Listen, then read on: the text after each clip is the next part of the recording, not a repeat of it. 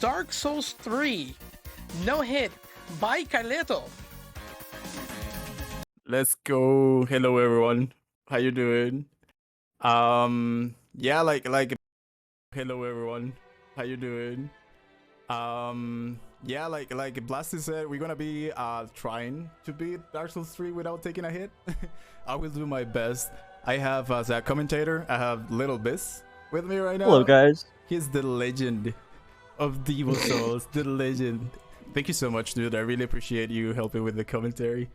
And course, yeah, man. let's have some fun. Let's give it a try. Yes, indeed. Yes, indeed. All right, so first, there's a few like options for you to start when you're running Dark Souls 3 Hitless. Actually, there's two. Normally in Mercenary, or some people prefer to use the Assassin. I go for Mercenary. That's the route that we're gonna be doing today. And that's So go ahead, Biz. Oh, I'm sorry. no, go ahead. So the reason why people would pick the assassin is because there is a parry strat for Gundyr, and then you start out with the dagger and the shield and all that stuff, And Spook as well, yeah. And Spook, yeah, you get Spook from the get go, so you don't have to worry about buying that later in the run. The mercenary starts with the Sellsword Twin Blades, which is what Carletto is going to be using for the majority of this run. Yes. So. You're totally right. And yeah, many people prefer the Assassin because of Spook, and so they don't have to waste, souls buying Spook later on or whatever. So the first boss is gonna be really quick. I'm gonna get into Gundyr. So a few things you gotta watch for Gundyr is one, I mean, his shoulder bash. He can literally do that out of anywhere. And it can be pretty spooky, honestly. But other than that, for the most part, as long as you can stay to his left side, it's pretty easy to kind of strafe most of his moveset. Yes, that is right. Okay, so we have Gundyr. Let me present you Gundyr. Welcome everyone. I don't know if I mentioned this, if I said this before, but I just want to thank you for supporting. I want to thank Blasty as well for supporting the event. And let me know if you can hear this because I'm having issues with the headset. So 5 hits to start off Gundyr. And then we see what he does. He goes crazy. Oh no. Oh no. I'm okay. This is gonna be so much fun, dude. Okay, now Gundyr is transitioning to his second phase. If you stay to his left, you should be fine. You can punish 3 attacks now.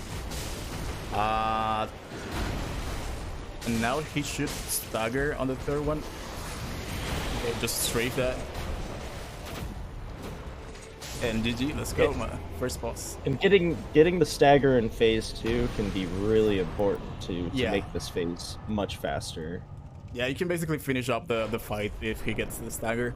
So you gotta be like really aggressive to make him transition so his poise bar doesn't really I don't know how to say it, I'm sorry, Vince. How you say that? Regenerate. That's the word, yeah. Okay, I think I lost sound now. Gonna fix it. Just allow me a few seconds. Gonna make a pause. Blasty, I'm sorry, I need a technical pause. Just give me 1 minute.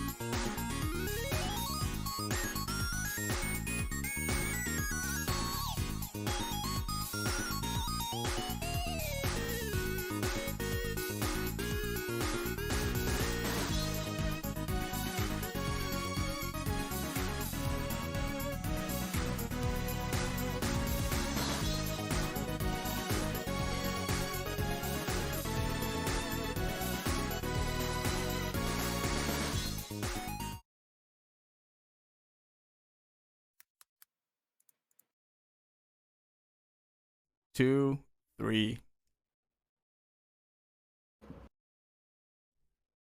All right. Yeah, I guess we're back, right? So I'm sorry, guys. Yeah, just some audio issues, inconveniences. So mhm. what we're gonna do is we go to this handmade, and we're gonna buy the short sword, the dagger, and I don't know if Carletto's gonna do it, but some fire bombs and a homeward bone. Yep, some fire bombs and a homeward bone, and we're setting up basically for this next little running section part. That includes Vort and then the undead settlement. Yes, that's right. So I just purchased like 2 bones, just in case, just some supplies and some bombs that will help along the way. And yeah, we now go to High Wall of Lothric. The reason we get the dagger is because in the swamp we can use the quick step ability that is linked to the dagger, so it helps us move through the swamp a little faster. Yes, it's actually essential, I would say.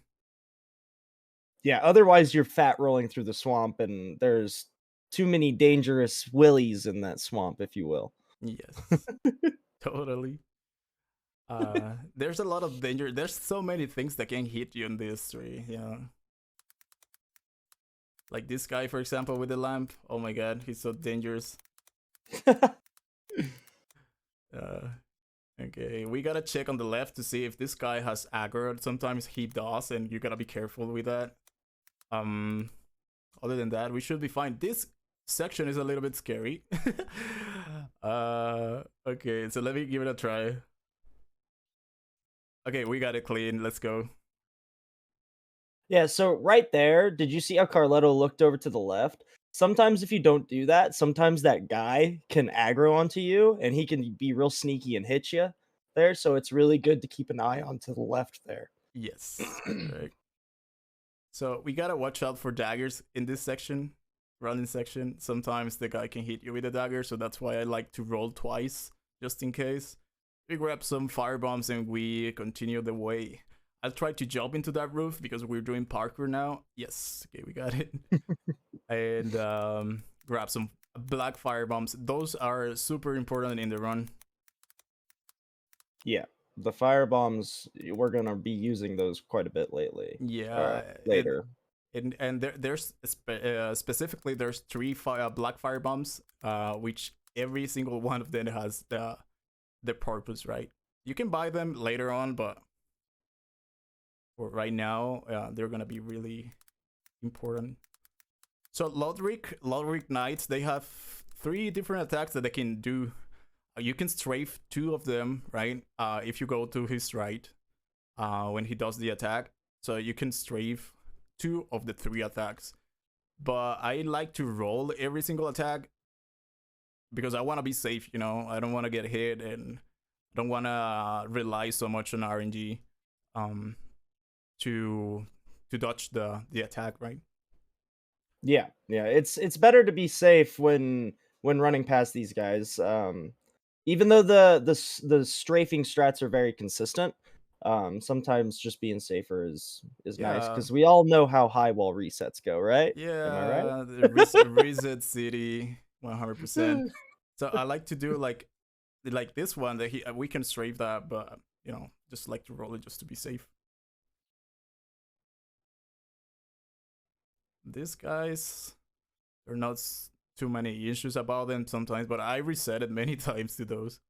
You got to be careful there. Those guys can poke you. They do have some distance with that spear. Yeah. Okay, second boss fight. Just wish me luck. Let's see how it goes. So Vort is very specific as well. It's a very specific sequence of hits. I believe isn't it like 9 hits before phase transition? And then you have phase transition. Yeah, and with Vort, you want to stay on his belly. Yeah, you want to stay a little closer. But you do want to be careful. Sometimes he can drag the mace back and hit you if you get too close. Yeah. So you gotta be watching for that. Some attacks can be straight, like this one.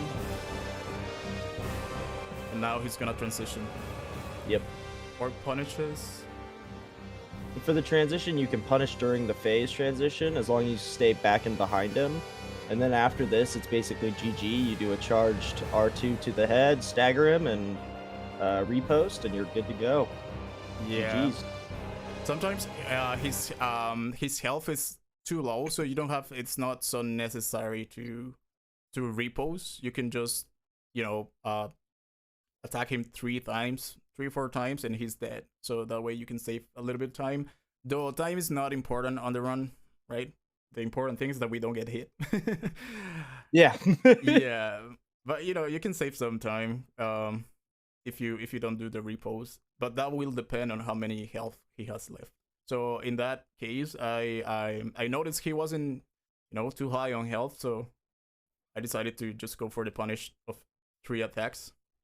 So right here, it's really specific to make sure that you're not too far up on the wall. Otherwise, you will die. If you notice, he kind of went a little further down and then rolled off. That way he could get the right angle on the dogs to kill both of them. Yeah. We get these two skulls, we got them from those dogs. They are super important as well for this section. Like, there are too many dogs, too many things that can hit you right now, so it's better to have them distracted with a skull. So, and there is another strat right there. Besides the skull strat, you can use a black firebomb and kill the dogs instead. Yes. Depending on if your aim is good enough, but for the most part, the skull strat is 100% consistent. Yeah.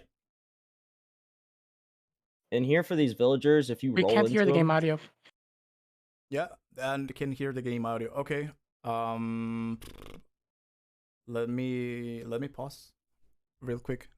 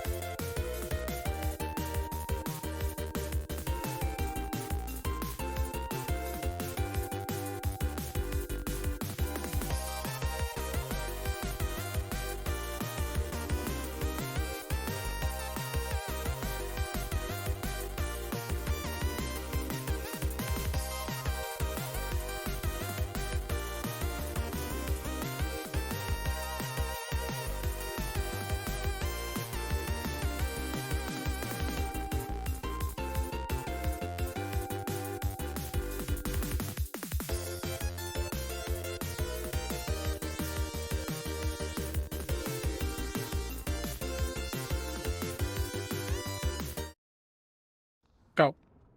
Okay. I'm sorry for the audio issues. But right now there was like this I don't know how you call this enemy. it's a thrall. A troll. So we got a troll, and there were like 2 fire papers. I call them fire papers. It's called I don't know, fire resin something. So we just killed that guy. And now we move forward. I'm sorry, you guys. So we're gonna come off this edge, and usually, I mean, you can pick up that Loretta's bone if you want a few extra souls, because you can give it to the bird up top for a ring, and then you can get a few extra souls from this ring sacrifice. But it's completely optional, as you see here. Then for this section, you're just gonna run straight through. You're gonna roll at the guy at the end of the hall, and then you're just gonna loop around the backside of all these buildings. And then there's a little gem lizard that we're gonna grab. It's very important that we get it, because we need them. We need it for the twin blades. Yes. So yeah, I don't know, for some reason this enemies on the Dead Settlement, they don't have much poise, so you can just roll to their chest and they're gonna stagger. So that will give you a window to punish and kill them, or kill the ones that are necessary to kill, you know, that can give you trouble.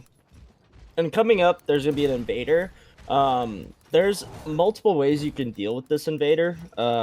Sometimes he just doesn't chase you. Other than that, You can do the quick way of getting up on the hill, or you can jump off to the right side and bait him off the ledge. He will react to like you using your Estus, and he'll attack to that. So that's always a viable strat as well. But we're gonna grab these Mortician's Ashes because they are very useful, and we need them for later. That is right. And right now we are hoping I hope I don't have to kill Gotrek, you know. I like him kind of. But he's fine. He didn't follow us, so we're fine. Apparently. So the reason why we're not getting targeted by these arrows is because when we started the game, we started with the Young White Branch as our starting gift, and when you start with that, it causes this giant not to react to you over here, just the enemies. Yeah, and the arrow doesn't damage you at all, like with the White Branch. So that's why it's so important to get the White Branch when you're starting the run. Otherwise, you will have to deal with arrows, and no one wants to deal with arrows, especially those giant arrows. So right now we bait Hodrick just to leave the world, right? So there's a secondary or optional boss fight in that arena, and if you just get a little bit close to the arena, Hodrick is gonna leave. So yeah, we didn't have to kill him. He gave us bad luck if we do probably get hit. So here we're gonna go up on these right side of these stairs, and there's a little. It's not really a skip, but there's a little like movement you can do to kind of get down to this bonfire over here. If we just go up to the left, just right around the ledge here, and there you go. And we're gonna rest at this bonfire. Sometimes I don't know if Carletto is going to or not. You can do that sometimes if you need to reset the area. Yeah. I mean, if you want to go fast, you can just skip it. It's not necessary. But yeah, you can just go to the bonfire, reset the area, reset the enemies, and just wait patiently in a tree. Yep. Sometimes it's best to reset so you can have that group of enemies you see down there. They walk by, and that kind of frees up some space because they do start coming back after some period of time. Yes. So it's that is right. Okay, so now that they're clear, they left, so we are good to do this section. This section, actually, I saw a lot of people doing different strats for this section. This is the one that I feel more comfortable with. You know, we just grab the ember, kill this guy, and there's like a specific rocks that you're gonna step in. Like, for example, we activate the arrow on these guys, and I just stay here. We're just right here in this rock. This guy fails, and now these other rocks. So in their attempt to get you, they'll run off the ledge just like that. It's very awesome. I love this. I love the strat.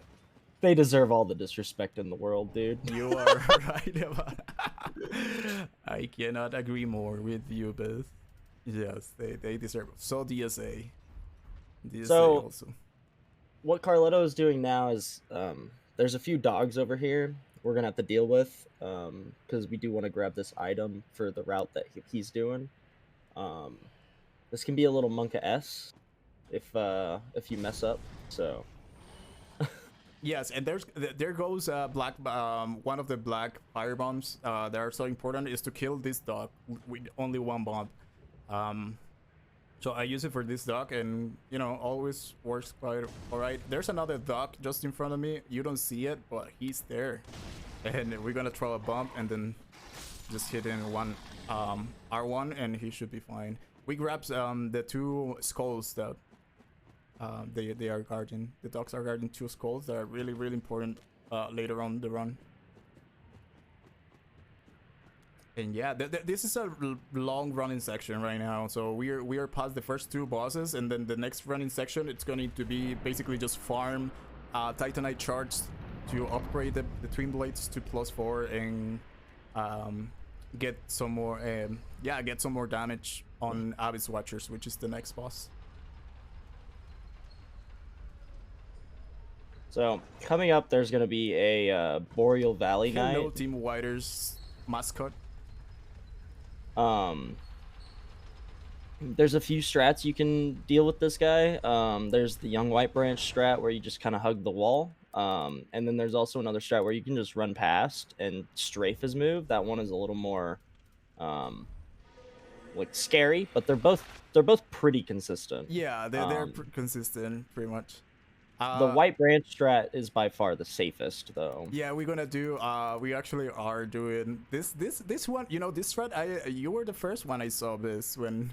I got taught this by Ian and Bender. Yeah. So. Okay, so yeah, that's nice because this is 100% safe. You know, sometimes when you decide to run next to him, it will rely a lot on RNG, and I really don't know the other attacks. Or I don't know how to dodge the other attacks that the soldier. How you call this guy? It's a Boreal Valley Knight. Yeah, the Boreal Valley Knight. Like it has like different attacks and. Sneak increase. I don't want to rely on RNG. That's the thing, you know. So I want to go safe and take as least hits as I can. So now we call his attention. Actually, okay, I think I should be fine. We're waiting for a specific attack. So this guy has a double slash that will run him out of stamina, and we can just safely run past him. So yeah, we're just looking for one attack. It's a double slash, and afterwards, the reason being is he has a recovery period after that attack. Yes. Where he can't do anything. So it's 100% safe to run past it. So that's the attack right there. You run past, he just watches. Yeah, and now we are on the way to get the Flames ring to get some extra damage as well. Yeah, this next running section is very precise with the skull throws. It can be messed up pretty easily if you're not paying attention to where you're throwing your stuff, and you're paying attention to stamina management as well. Yes. Yeah, so we got Team Whiters over there again. And we wait for the demon. We gotta wait for the demon to come around once again. I don't want him to see me. I know his attacks are not like so hard to dodge, but I just don't want to risk it, you know. So I prefer to wait for him so he doesn't see me, and then just run past him pretty safely.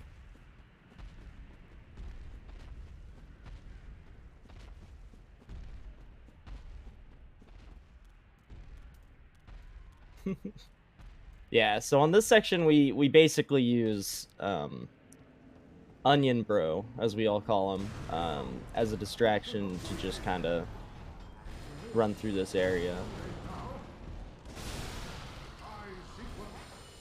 Sometimes you have to be careful, because if they do get in a fight, and they fight near this bridge, the demon can actually hit you through the bridge. So you have to be really careful to make sure they're not fighting super close to that bridge, because it can be spooky.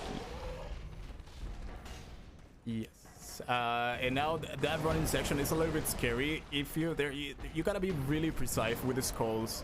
Like if you throw, if you get stuck in something or something like that, you may lose timing. And if you lose timing, the dogs will de-aggro from the skull, and they're gonna chase you, right? So maybe you don't get the time, not enough time to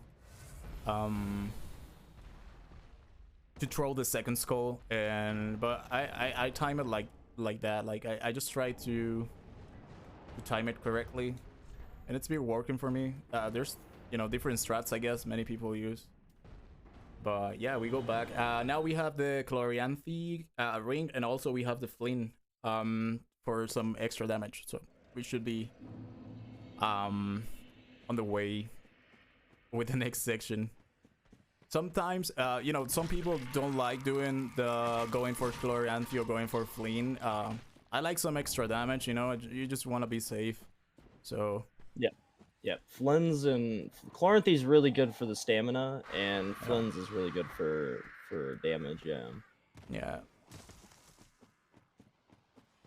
So this running section, stamina management is super precise. If you don't manage it, this bird up here can get you with the poison.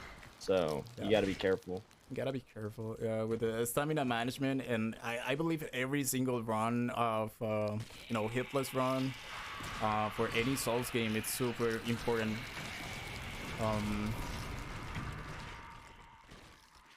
So yeah, that happened on Bloodborne as well. Stamina management is super important.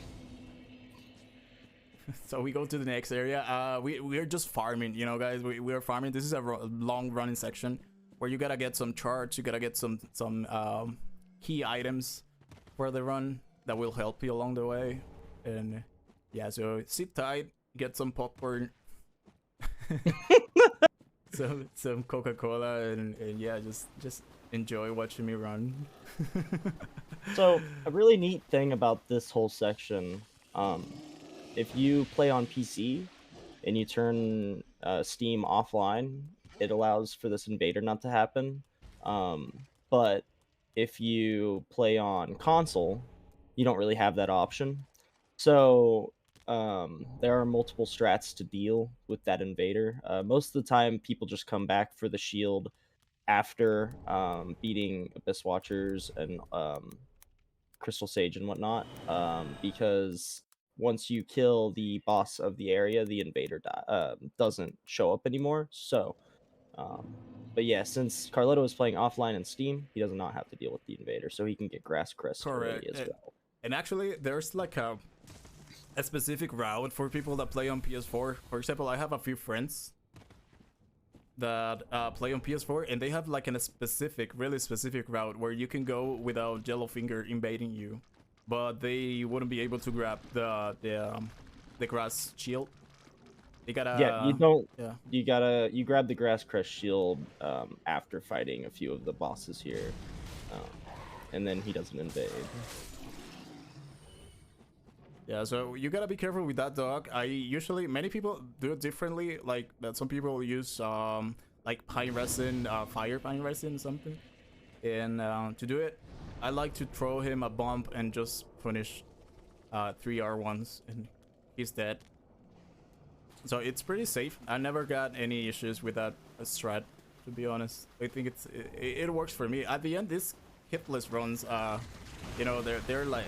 For example, I would say my hitless run of those 3 is like a mixture, right, of any other friends that I follow that have the run, and they share. That's the good thing about the community, you know. A lot of people share their strats, they share new things, and you can just use whatever works for you, however you feel more comfortable with, right? This next section can be kind of a pain. I have seen other strats to where using a skull to run past these 2 guys coming up, but for the most part, some people just bait them around to the left here and then run up the rocks and down the ladder. That guy Buck. Yeah. I'm sorry, he died. What the fuck? I'm sorry. That was funny. That guy, he just froze. So I gonna get this bonfire. It's not necessary. It's just in case I die. Hopefully not, but just in case I die. So the guy with the big bonk, he normally he will chase you. I don't know why. He just stood there. So that was scary actually. But I decided to take a chance and just run past him. Looks like he was just bogged. I don't know. Yeah, I don't know. It's Dark Souls. What do we expect, right? Yeah. The best game. I don't know what. There's absolutely no bugs in these games whatsoever. Yeah. Okay, so now we wait for the biker Amelia of these 3 just to turn around so we can run.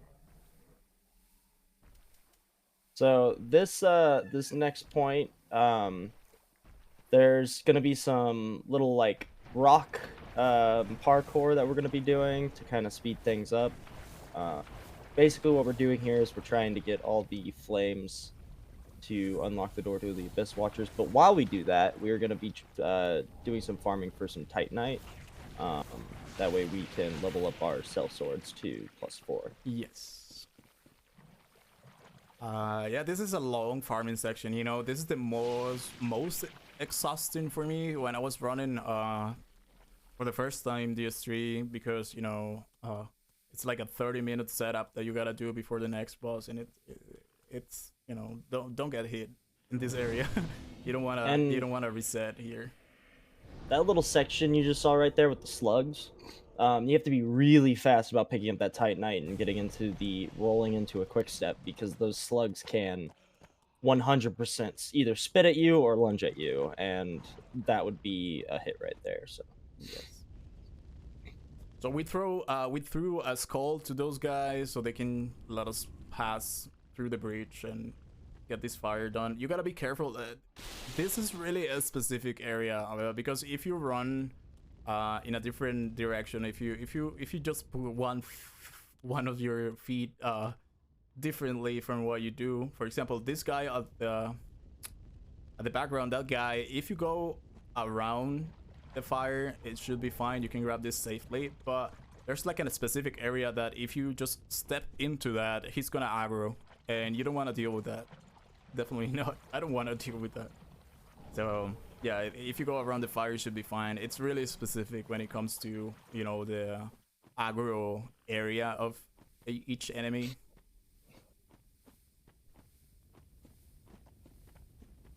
yep. So this section's pretty chill. We just run through, grab some shards. We're gonna come up here. This part can be very scary if you rush it. I don't know if Carletto uses it. Some people don't. But if you pull out the short sword and you hold down L2, it forces you to walk. And you basically, what we're gonna want to do is we're wanting to sneak behind this. I don't know what they're called. I'm gonna call him a jerk, because he's a jerk. Jerk is fine. But you wanna make sure you kind of keep your camera more so faced on him, because if you don't, he will turn to you. I don't know why. Oh, yeah. It's a weird thing with the Souls games, but you keep your camera turned to him, and he will not aggro onto you. It is one of the weirdest things ever. But yeah, and then afterwards we're most of the time you're good to just bone out there, but it seems like Carletto is going over here to grab a few extra items. I have a different route than many, I guess. But like I said, it's like a mixture of everything that I've seen so far. So when I started running DS3, I watched a lot of Brightmers, for example, was one of that taught me a lot about the game.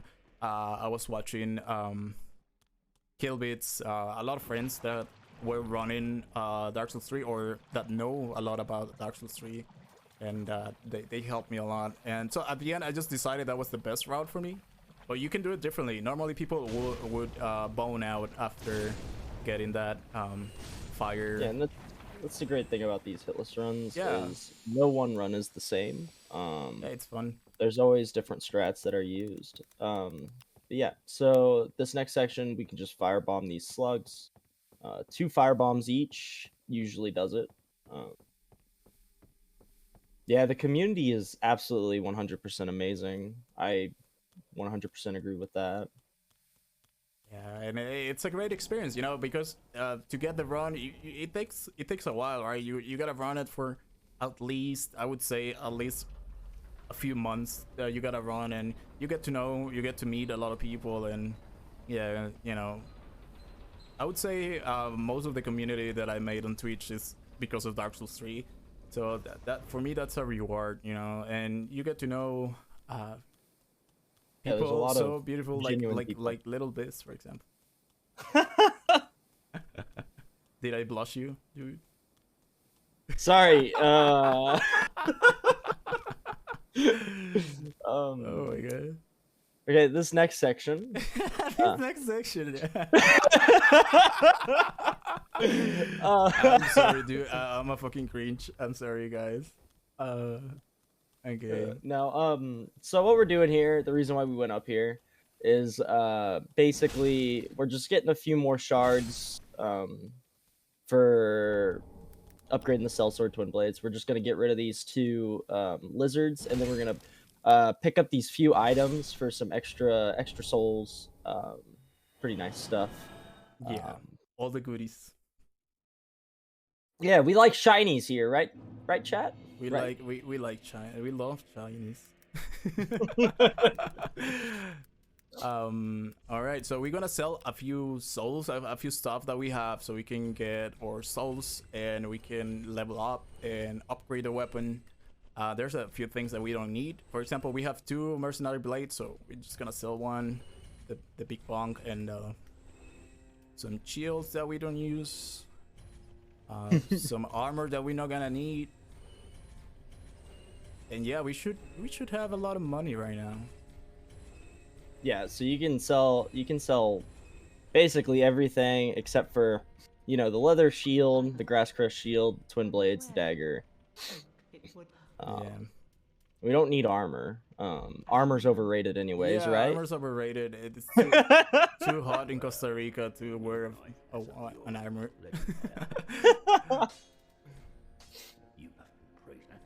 All right, so right now we just gave him we gave the blacksmith, we gave him the coal so he can let us infuse the weapon. We're gonna infuse it to sharp because it's gonna scale with dex, the twin blades. So we reinforce the weapon to +4 and then we infuse it to the sharp. I do it in that order because funny thing is that if you infuse the weapon before you upgrade it, it's a little bit more expensive to upgrade the weapon. I don't know why, dude. Miyazaki is crazy with economics in Dark Souls. Okay, and we get some 24 decks, should be fine for Abyss Watchers, which is gonna be the next boss.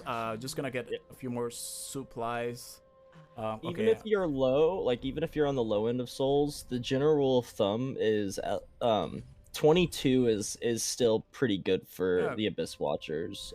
So the 22 to 24 range for decks is good if you are like a little short on souls and whatnot. Yeah, just gonna buy some extra bombs. I like to have in my inventory, I like to have like around 10 bombs minimum. So because they're very handy, you know, in certain situations. So we equip the bombs, we're gonna need the charcoal pine resin for fighting second phase of Abyss Watchers. So gonna equip that, gonna get the rings on, and we should be ready for our next fight. Let's go. So the reason why Carletto bought a few more bombs, the catacombs, we're gonna be using them for rats and rolling dudes, with pinwheels, I guess. But yeah, we're gonna be throwing them down in a very safe spot to get rid of these enemies. That way we can run past. Carletto, I think I've seen you use fire bombs on Abyss Watchers. Am I mistaken? Yeah, I do. On second phase, like when he kind of just stares at you on second phase when the second phase starts, and he can corner you if he doesn't aggro on time. So it's just about positioning. So if you throw a bomb to his face, he's gonna react to that and it's gonna aggro immediately. So that way you can avoid, you know, getting a bad position or something. So I like to control that with a firebomb. Yeah. So I just want to aggro him. I want him to be mad at me for everything that I've done. So this part right here with the Dark Wraiths, we're just kind of gonna hang back and let them aggro the Farron goobers. And we're just going to run off to the right here. We're going to grab this item up here. And then first we're going to backstab this guy, though. We're going to grab this item, and then we're just going to run past. There's a specific line you want to take when you're doing this. Otherwise, you will get aggroed by another one of those Farron dudes. So you really want to make sure you take that exact line right there, or else you can get poked. Like, they'll be just chilling, waiting for you to get out of this animation, and they'll get you. Gotta be really sneaky in that section, passing the Black Knights, because they have a move where they can turn back and just aggro on you. So you gotta be really sneaky and really careful about their movement. And now this is our third boss. Let's see how it goes. Let's see how it goes, Abyss Watchers. I think I have everything that's necessary to kill them. I don't know if I missed something. I hope not. A good rule of thumb for the Abyss Watchers is there is usually 2 moves that you can bait out. The jumping slam and then the like sliding drag that he does. That one as well. I guess there's 3 moves because he does like a triple chain, and at the end of that triple chain you can backstab him. But yeah, you just basically, and then in this first phase you gotta basically wait until you gotta hope red does some work and doesn't just get annihilated right away. Otherwise it can get pretty Red is pretty the scary. best waifu. Red is best wife. Yeah. So we gotta be careful now, because red is dead and we are against the 2 watchers right now. So I just gotta wait until red wakes up again, so he can give me a hand. And now we're good. Now he's fighting. So now that we've kind of split them up, we can focus on this one Abyss Watcher, the main one, which is good because this is the one that we need to 100% go after. Uh-oh.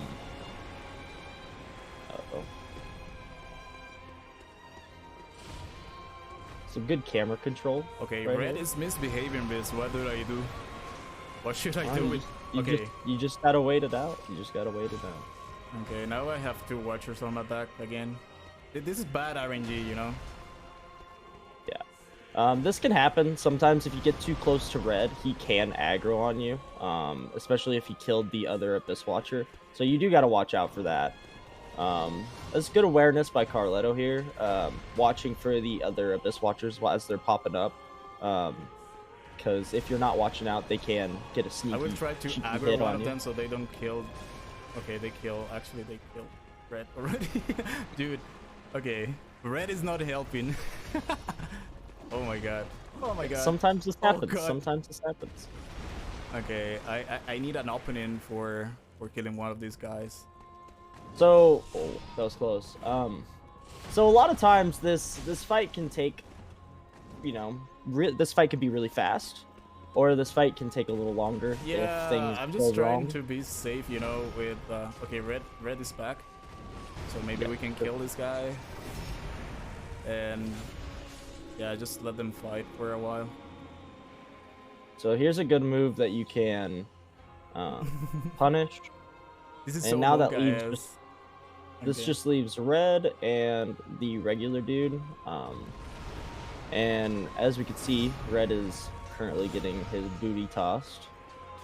So now it's just a one-on-one. This should be the kill right here, leading into phase 2. And now this part is the part where it's just a one-on-one fight. We don't got to deal with any extras. But he does have fire that is imbued into his blade that does a little extra range on his attack. So you got to be mindful of that. So yeah, second phase, he input radio when you throw a bomb. So that's what I like to do. I like just to bait him to aggro on me. This is one of the attacks that we can punish safely. Yeah. So you can bait out the 3-move combo here, and this is what you're going to want to do. It's all linked to the closeness in which you are while he's doing that attack. If you're too far away, he won't do the 2 follow-ups. So you kind of got to be in a right range for it as well. And you got to watch out for that move right there, because that fire does have some range. It is a mean move, and it happens fast. But yeah, that's a GG if I'm not mistaken. Holy. Okay, this is where my practice has come to. Oh, let's go. I think I missed one of the L2s, dude. So yeah. he's... So. Whoa, no, I got hit. Okay. That can happen if you don't wait until he stands up fully. There's some iframes when it happens when they're standing up. Oh, that's a GG kind of. We got hit by the fire. Bad luck, I guess. but it's Hey, it's now just, the it is what it now the is. nerves are off, right? Yeah, no, I'm okay. No, I'm all right. It was a fun fight though. Yeah. Unfortunately, that's unfortunate. Well, I guess many runners of DS3 can say at the beginning, Abyss Watchers can be, reset. Abyss Watchers are one of the harder boss fights in this run. Yeah. It is a big reset point early game. Yes. So I mean that's just one of those things where, practice really helps. And if you're, if you haven't been practicing and you're not really, consistently running the game, they can be kind of a chore. So Yeah. And but yeah, Mhm. this next line we want to stay to the left because there's a trap in the center there, and if you step on it, you'll get shot by an arrow, so that's not ideal. But we're gonna throw these bombs. You can angle your head just perfectly along the Perfectly. like the left side here, Okay. and you can throw fire bombs at these rats, and it's 100% safe. Yes, that's nothing but perfection. Free aiming bombs is the worst. You just can't have Pepega aim. Oh my god, what's going on with this dude? Okay, now I'm almost out of bombs. I'm okay So- though. I'm okay.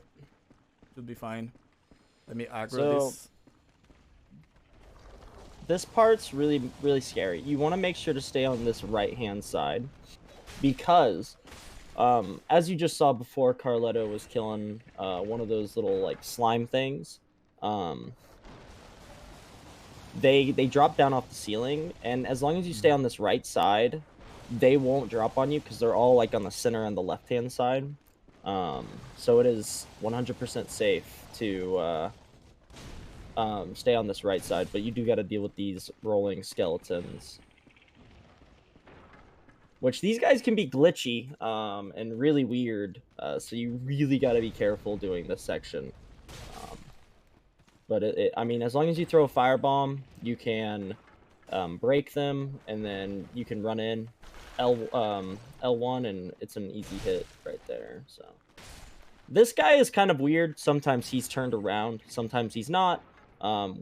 Sometimes when he's faced the other way, you can easily just run up and smack him, and it's a GG. Other times, like you just saw, he needed to bait him out. So it's still 100% safe. I ran out of bombs. That's why I baited him. I didn't throw a bomb. Now we got the cartouche ring. The cartouche ring basically just give you more iframes, and it's really helpful in certain fights. For example, I use it for Cinder. I use it also for Dancer, but I think cartouche really shines when you fight Princess. Yeah, Princess and Cinder. Yeah, it shines a lot because there's like a charge attack. We're gonna see that later on, but there's like a AoE attack that he does, the Princess, and you can skip it. You can roll basically. You don't have to roll strictly to your right or left. You can roll it just. I don't know how you say it. I don't know how to explain it. This. I'm sorry. So yeah, it helps with the iframes a lot. A lot of runs get saved by cartouche. Basically, what the ring does is it adds a few iframes to the beginning and the end of the roll, and it just makes rolling through certain attacks much more cozier, I guess. Yeah, that's what I meant. you do have to take the slight offset of damage when you use that though, because otherwise you could use the Pontiff's Right Eye and just stack damage on subsequent hits. But the Carthus Blood Ring is very consistent to use if you're not 100% like certain on timing of rolls and stuff like that. So yeah, Carthus helps a lot, and I know some routes that some people don't really use it or don't like to use it. Whatever, I think it's worth it. If you wanna be safe, if you wanna it's definitely one of the strats. Some extra hand, some extra help with the boss fights and everything. I think Cartouche is a really nice option. So this section right here, we are not gonna go to Wolnir just yet. Yes, we are. This. Oh, we are. Yes. Oh, okay. I thought you did the I thought you did the farming beforehand. No, My bad. Let's kill Volnir first, and then we go for the plus 7. Okay, Yes. so I just kind of got it mixed around. My bad. It's okay. We're gonna go after Wolnir first, and then we're gonna go down to the lake and get the extra farming materials. Hopefully it goes alright.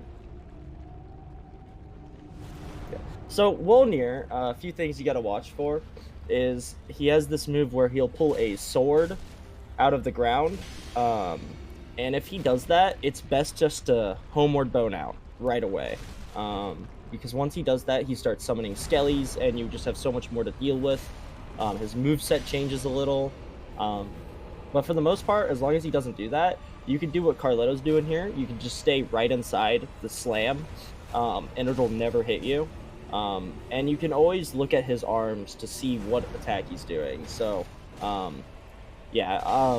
this boss fight can be very, very, very easy to get hit on. Yes. It's easy to mess up. Especially with the fog. There's the fog. The fog does have a hitbox. Yep. Yeah. But GG's. GG's. Let's go. We got very good RNG actually on board here, so I'm happy. I'm really, really happy we had good RNG. And right. yeah, GG's. So you just gotta, like Biz says, you just gotta watch what attack he's doing next, and you gotta be careful. I like to stay on his left.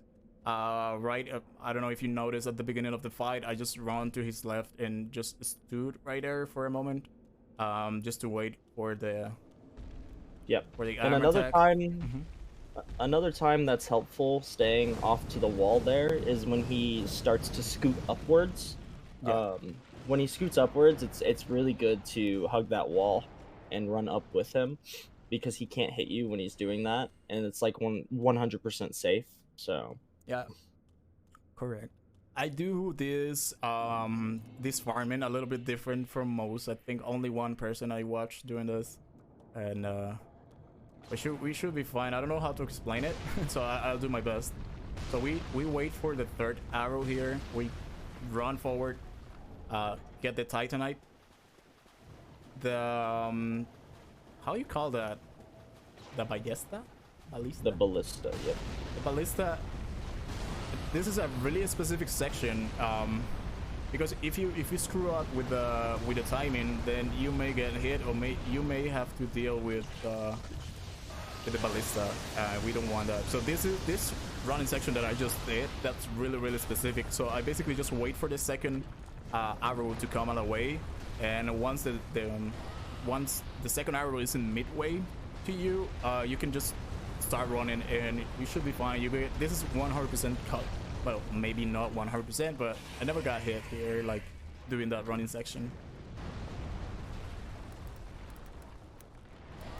Most running sections, especially in DS3, there's a lot of very, very precise running sections, and if you make one little tiny mistake, you can it can cost you a whole lot of pains, if you will. Right. So it's very important to make sure your lines are tight, make sure you're doing everything, very precise. Yeah, I'm just gonna mute it right here, the game, because it's too loud. This worm, it's super loud. I don't want you to be annoyed by the sound of the worm. But what I did right here, if you stay just right here on this side of this, how you call this, Beth? I don't know, superficie. The worm surface. Yeah, worm. I don't know. Like you can just sit here and chill while the ballista kills the worm. So we're gonna wait for that. Gonna be waiting for the ballista to kill the worm, and then we're gonna keep moving forward. So the ballista makes 3 attacks every time, like 3 arrows in a row. Then he takes like a cooldown. So you can tie them. If you time them right, you should be safe. Okay, so the worm is dead. Sometimes waiting for this worm to die can take like forever. Yeah. Depending on if the ballista hits it or not. But yeah, so now we just kind of gonna run through the rest of this area, grab the rest of our materials, and then we're gonna be moving on soon. So timing those ballista dodges is very important. Knowing when to roll, because there is a little bit of splash damage from the ballista that you have to watch out for as well. So, and you saw here we grabbed the Shield of Want. That helps increase the amount of souls you get. And I believe, Carletto, are you going to be equipping that after boss fights and the such to get more souls? Nope. I just gotta sell it once. Oh, okay. Yeah. You're just going to sell it? Not so much into money. Oh god, almost got hit. So the most important thing about this section, I guess, is just to keep your eyes on the ballista. If you keep your eyes on the ballista, you can, you know, time the dodges correctly, and you know it's not gonna hit you if you roll up properly. We need this chart, and then just gonna wait. I like to be super safe here. I like to just wait until the 3 arrows attack is complete, and then I run. That's what I like to do, and I like to be super safe.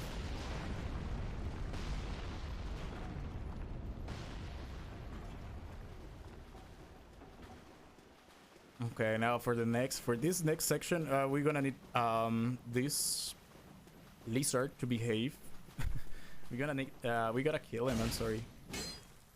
We gotta kill it because it gives us a chunk, a Titanite chunk, that we can use to upgrade our weapon to level 7. Yeah. Yeah. And that'll make the upcoming fights much easier than the alternative routes. There is also another way to do this, and it would be without having to go through this lake and grabbing all the shards and the chunks and whatnot. It is the +4 route. Basically, what changes majorly is the Pontiff strats. Other than that, the majority of the run is more or less similar. But yeah, we're gonna see the quick Pontiff kill on this run today. So Hopefully, yes. If he doesn't kill me first. Yeah. Yes, you want to deplete their health bar before they deplete yours. Yes. Yeah. That's the plan. So we're gonna do goal here, right? the 3 skip. This is the real boss fight, you know, of this run. At the beginning, it was so hard for me to learn it. Now I kind of just first try it. 3 skip first try. Let's go. Yeah, let's go. And yeah, so what we're gonna do right now is just to exchange to the bird some fire bombs. So when we do that, he's gonna give us some titanite charts and bombs that we titanite charts and chunks that we need to upgrade the weapon. So we're gonna leave one of this and one of this, and should give us a large titanite and a chunk. Okay, we got the chunk, we got the large. Nice. This is a fake wall. We're gonna do a trick that I learned to avoid taking damage. And yeah, let's go. We got the silver ring. Also helps you getting more souls if you equip it after every boss fight. But to be honest, I never got used to it. I never got used to equipping it after boss fights. I always forgot, so I just sell them. I believe you can sell it for like 2,000 souls, something like that. Something like that. It helps a little bit. So we sell the unnecessary things like the shield, and we sell the ring. Actually, they were 500. The rings are worth 5. Maybe it's not worth it even selling. And now we're gonna purchase 6 skulls that we need for the next areas after Dancer. We're going against the 5th boss fight, which is Dancer. And yeah, we're gonna need, after that section, we're gonna need the skulls. We're gonna need some human pine resin and some green blossom. So, yeah. The reason we're picking human pine resin is because that is what Dancer is weak to. Yes. And we can just deal just a tiny bit more damage when we apply that buff. So that is correct. Yes. So she is weak to human pine resin.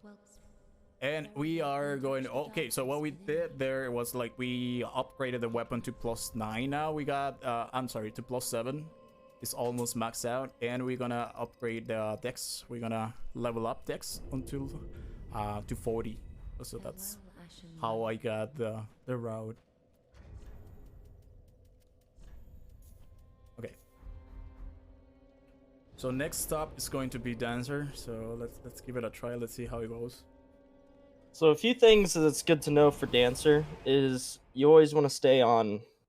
If I'm not, I always get my directions mixed up. But her right side, you always want to stay on the inside there.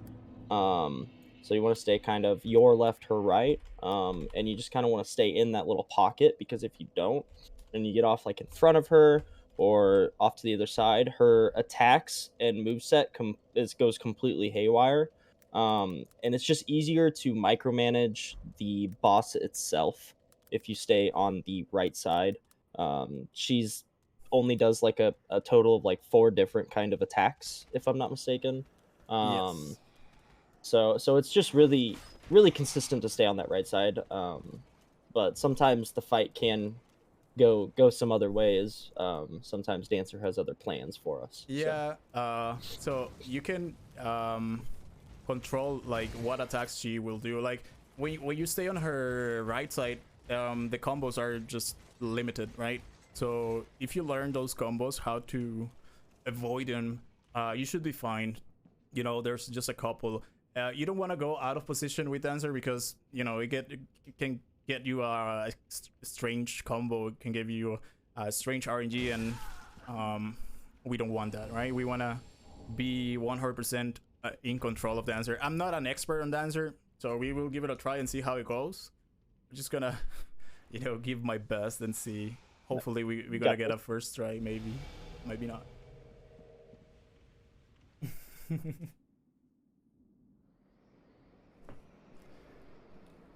All right, so let's see how it goes. Okay, we got good RNG. When she starts walking.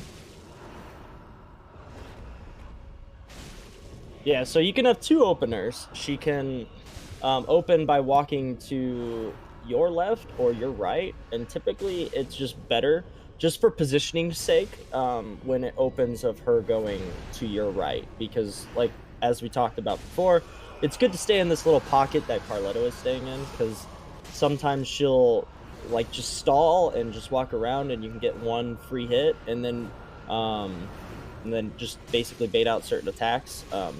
Here you saw Carletto during phase transition getting a lot of punishes in. That's very good, because it can just melt the health bar of dancer. Okay. And it builds up that posture damage. But yeah, that was a very clean fight by Carletto here. Yeah, let's go. So, yeah, GG's, man. GG's, let's go. That was kind of monka. I went out of position on second phase a little bit, but it was fine. I was able to control it.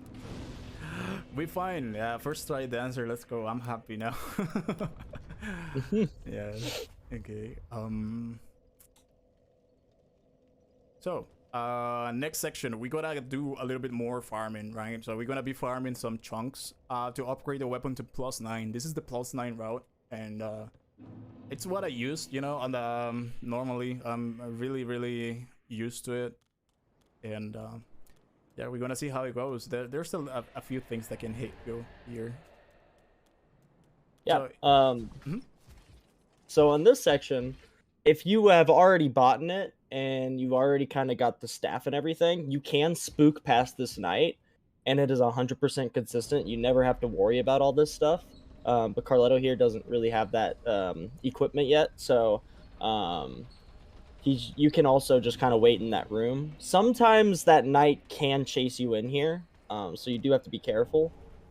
But for the most part, it's pretty consistent. Yeah, this is thanks to Brightmers. You know, I realized he told me that timing is gotta be perfect on this section. So, right, so you gotta just run to the elevator, hide behind the wall, and just wait for the guy to de-aggro.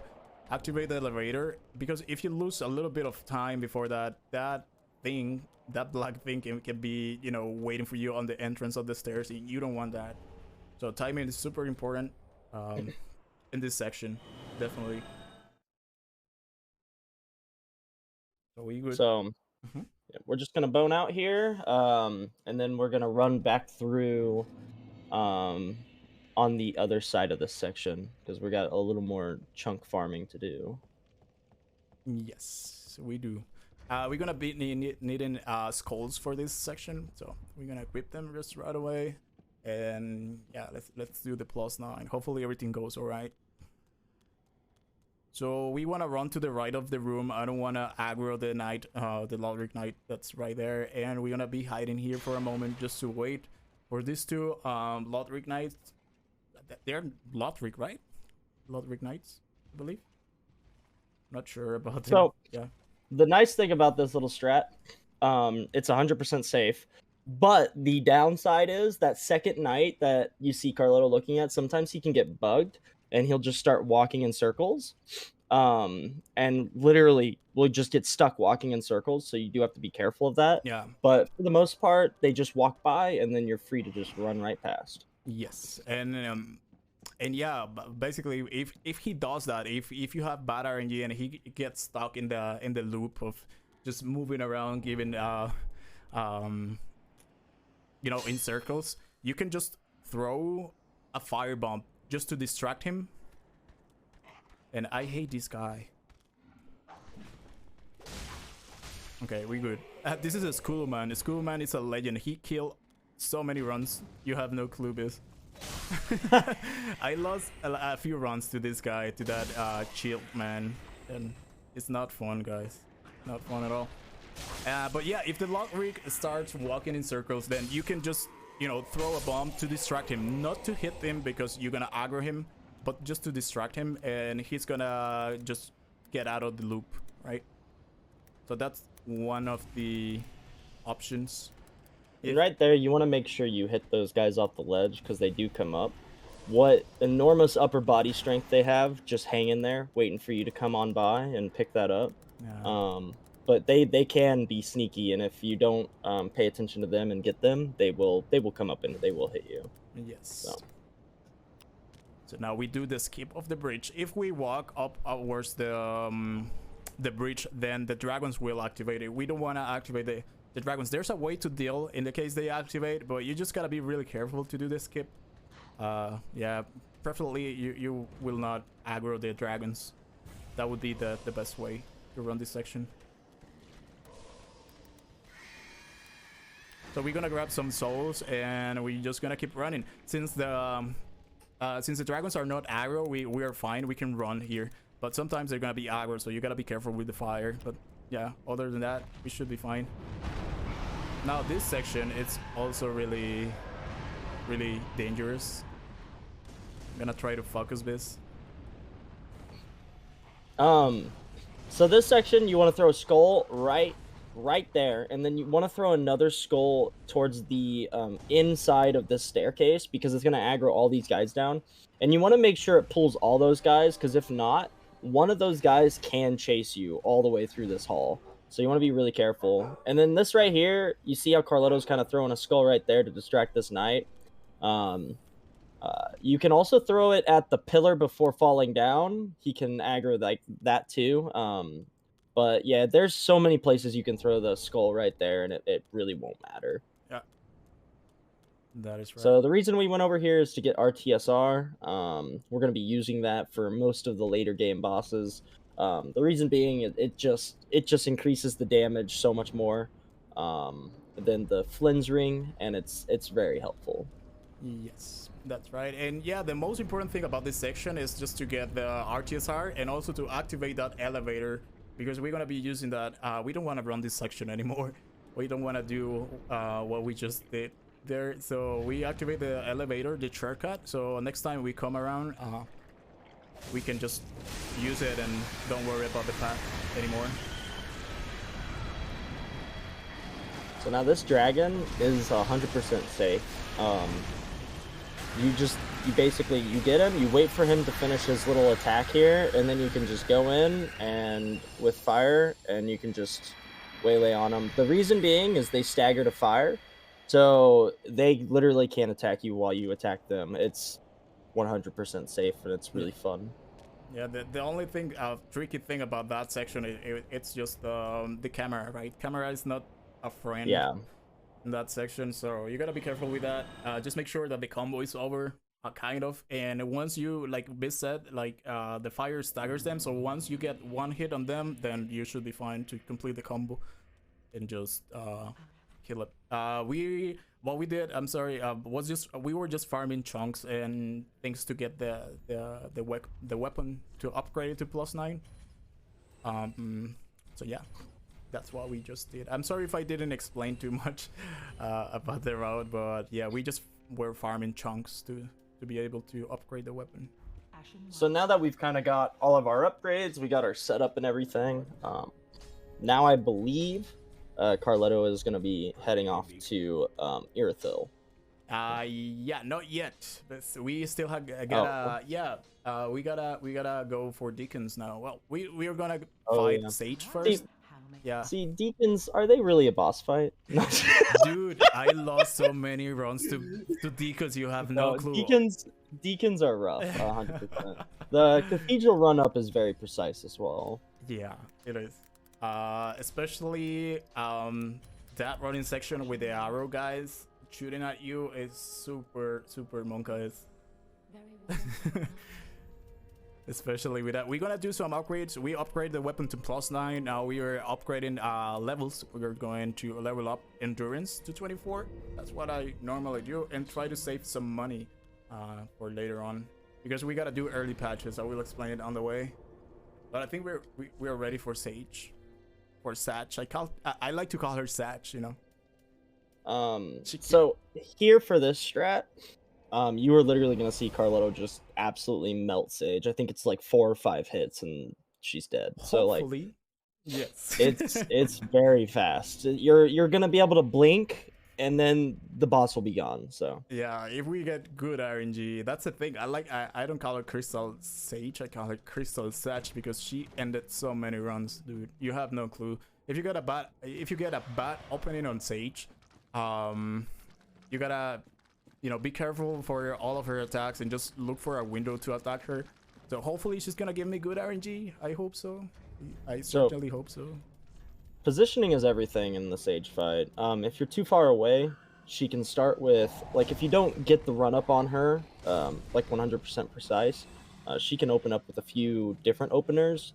But as long as you're fast enough getting to her, she tends to open up with the same attacks. Kind of, yeah. But there's the off chance. If you're not in the right position at the right time, she can do an attack that you're just not ready for. So that is correct. Yes, and yeah, sometimes you gotta deal with bad RNG. Like every Hitless run, like every Souls game, RNG, sometimes it's on your side and sometimes it's not. So Crystal Sage really killed me many times. Although so you can do. Go ahead. No, go ahead. Although it's a really easy fight, like 4 hits and she's gone basically. But yeah, just to get the window to punish it can be really hard. So here we're gonna get Orbeck because he will net a spook later. Really nice because we didn't start out with the assassin class. He is very useful. But if you started out with the assassin class, you don't really need to worry about getting Orbeck. That is right. So now we got our health is low because we wanted to activate the RTS heart, right? So we can do more damage. I unequipped the shield because since I have more weight, then Flynn is gonna do less damage. So the less weight that I have, Flynn does more damage, right? That's how it works. Yeah. Okay. Yeah, so we're gonna fight Sage. Just pray for me, dude. I'm sorry. I'll try not to screw it up. I will try. You got just have fun. Okay, bad RNG. For example, this opener is the worst. Oh god. Yeah. I thought I would straight it, but it's okay. I didn't roll on time. It's okay. I didn't. Yeah, sometimes she can open up with a homing soul mass attack. But yeah, sometimes things can just go wrong in the Sage fight, which is okay. Yeah, that's the why I hate run her so back much. The run back is very fast, so it's not like a big deal if you do take a hit. You know, I mean, clearly if it's like a PB1 and you Yeah, take a hit stage, it for instantly. me, Crystal Sage was a big reset, a Yep. huge reset boss. Like I resetted so many runs to Crystal Sage. Okay, this is a bad opener again. Try to be more careful. Yeah. So for that opener, if you just run, Okay, this is bad. kind of like around. Oh, you got it. I think this is the way. Yes. Okay, we got it. So in phase 2, you have 3 different places where she can appear. If the crystals are on the left and the right, she'll appear in that back corner, or middle and right, or middle and left. My bad. And then if they're both on the left, she'll appear in the middle, and then if they're both on the right, she'll appear on the left. So Yes. there's a few different spots where she can appear. But Carletto did a good job of reading the crystals, knowing where she was going to appear. Good recovery. That was a good recovery because I'm not used to do second phase Crystal Sage. I never practice it because I normally would just end up the fight before she transitions. But since I went out of his stamina there with the attacks because I was so scared because she did the opener twice, dude. I'm fucking unbelievable. I'm sorry. Yeah, just bad RNG 2 times in a row. That's really sad. Hopefully the rest of the run goes alright. Yeah, no, it was a good recovery. Good little pace we got going here. So Yeah. just keep it up. Thank you. So here we're gonna equip the Alluring Skulls and a Black Firebomb. The Black Firebomb is for a dog that we're gonna be getting rid of, and then we need the skulls to distract these NPCs here, as well as the enemies in the front here. It's very, very, very important that you make sure you are standing right where Carletto is when you do this, because you can get hit by an arrow. Very, very important that you don't stand like too far back or too far forward, because the dog will aggro or the arrow will hit you. And here we have, wow. Oh, wow. I was waiting for you to see it. That dog came out of nowhere, man. Good way to deal with the dog, though. Yeah, now you don't have to worry about the dog chasing. So that's good. Yeah, like normally you would throw a skull there, like to be 100% safe, because it's not consistent. Sometimes that dog can aggro to you, sometimes it doesn't aggro to you. So I don't know, you don't know what to expect. So to be 100% safe, I should throw a skull for the dog. But I realized that I didn't. Oh, dang! I had them equipped and I didn't realize. I thought I didn't have them equipped. So, yeah, you gotta think fast and you gotta handle. You gotta see how it goes with the dog. Yeah, and once he teleported to my head, and killed my run. Yep, teleporting dogs do exist in this section of the game. So if you lose sight of the dogs, they can TP to your head. So this part coming up is 100% safe. No, really? Okay. Well, no, I'm talking about the bridge. Yeah, okay. Yes. What are you talking about? If you just run to the right of this human dog, if you will, it'll always miss you 100% of the time. Yeah. So he always attacks. He'll do that, or he'll jump. But it's 100% safe. The next part that's scary is this Grave Warden coming up. The Grave Warden can get your number, and it can get you right in the butt too. So yeah. Yeah, and right now what I did there, I was waiting for this lady just to finish her how you say it, patrolling her patrol. So at the end of her patrol, she will turn right and you can just run past it. You just gotta be careful when you're waiting for the other dude that's on the back. Sometimes he can be a jerk and just follow you, but never happened to me before. And this is the Monka S section, dude. I hope I don't die. So this section, the lines are very important. You want to make sure you are running in like a crescent motion when you get up on these roofs, because there are archers, there are thralls that throw knives at you. So you really need to be careful. This is the first little part here. You'll see Carletto jumping down. He'll that precise line right there, just dodging all the arrows. And this is the part where you want to kind of run a crescent shape, or you can drop down like Carletto here does. There's two ways you could do this little running section. You can run all the way past and then drop down ahead closer to the little entrance in front of us, or you can drop down where Carletto did. Yeah. Yeah, this section, you know, I think most of the resets of the run were in this same section. I was never really consistent with the arrows, or was just unlucky, I guess. I like to throw 2 skulls at these ladies just to, you know, just to be 100% safe. It's not necessary, you can just throw one and run, but I like to keep them busy for a while. So you can choose to wait like Carletto is doing and throw a skull, or you can throw one in the middle and then one into the left as the other one's walking down the stairs, and that's also safe. Or you could just throw one to the left there, and both of them will aggro, and it's also pretty consistent and safe as well. Yeah, but I like the to reason wait why for, we for killed both, that, so I don't have to deal with Yeah. them. yeah, I mean, if you have both of them in your sight, it makes knowing where each one is a little easier. So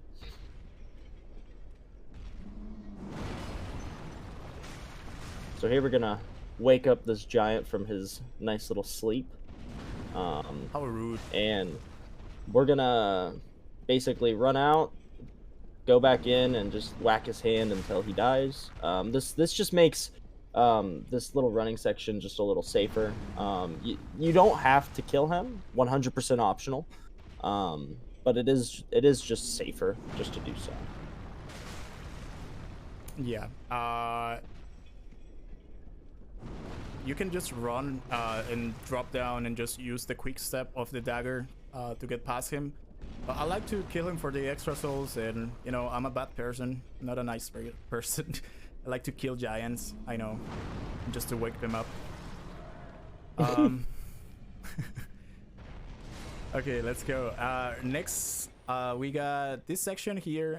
The deacons in here, they can hit you with a fireball, but if you roll towards this table, the fireball will always hit the table, so you're safe rolling the table and just destroying everything that they put together. And yeah, that's thanks to Killbits actually that gave me the strat. Because I lost a run to that fireball once, dude. You don't need to worry about their IKEA tables and chairs, right? Yeah, exactly. Yeah, poor guys. You just come into their castle and you just destroy everything they have. No big deal. No wonder why they want to kill you. Yeah. All right, so we're gonna grab that ring, Lloyd's sword ring. It is very helpful. If you have full health, it does a little more damage, which is gonna be pretty useful here. Yes. So yeah, that's gonna be key in a lot of fights. Like you don't wanna, or there's no way for you to really set up the RTSR. Oh, it's really difficult to set up RTSR, so a good backup would be that Lloyd's ring. So this thrall can be kind of sneaky. You want to make sure you could do it like he did just now, or you can like run in, wait for him to drop down, and then like go back and hit him. You do got to be careful because when he falls down, he can stagger you. Yeah, it happened to me before. You do have to be very careful of that thrall there. Yeah. So right now, what Carletto's doing here is we're gonna be getting early patches. Yes. And with the awesome strats and stuff built up by the community, we don't have to do all the rafter running and anything like that, which is very nice. Yeah, and we can fight deacons. We can fight them really safely. Yep. Okay, I missed the L2. We're fine. All right. So this part, we're just gonna run past ol our old friend here. Carletto is going to be a menace and kill him. Kill Doug. Not Doug, man. So here you're just going to run right up here and then you're going to bone out. What this does is it was found not too long ago that you can just run up there and bone out and patches will appear in the shrine. Which makes that whole running section just so much easier and faster. Yeah, shout out to the I don't remember the name of the guy who discovered this strat, but yeah, he saved a lot of lives and a lot of runs. The one that discovered the early patches. See, even Ricane knows Dougie. You got rid of old Dougie. Now we're all sad. What? Oh god. I'm sorry. Doug is a national treasure, man. Yeah. Okay, so now we wait in the elevator. We hear the gate closing. That's Patches because he's a beautiful person. He's your best friend in Dark Souls, and of course he's gonna set you a trap, right? So we go back. And like so after, sorry.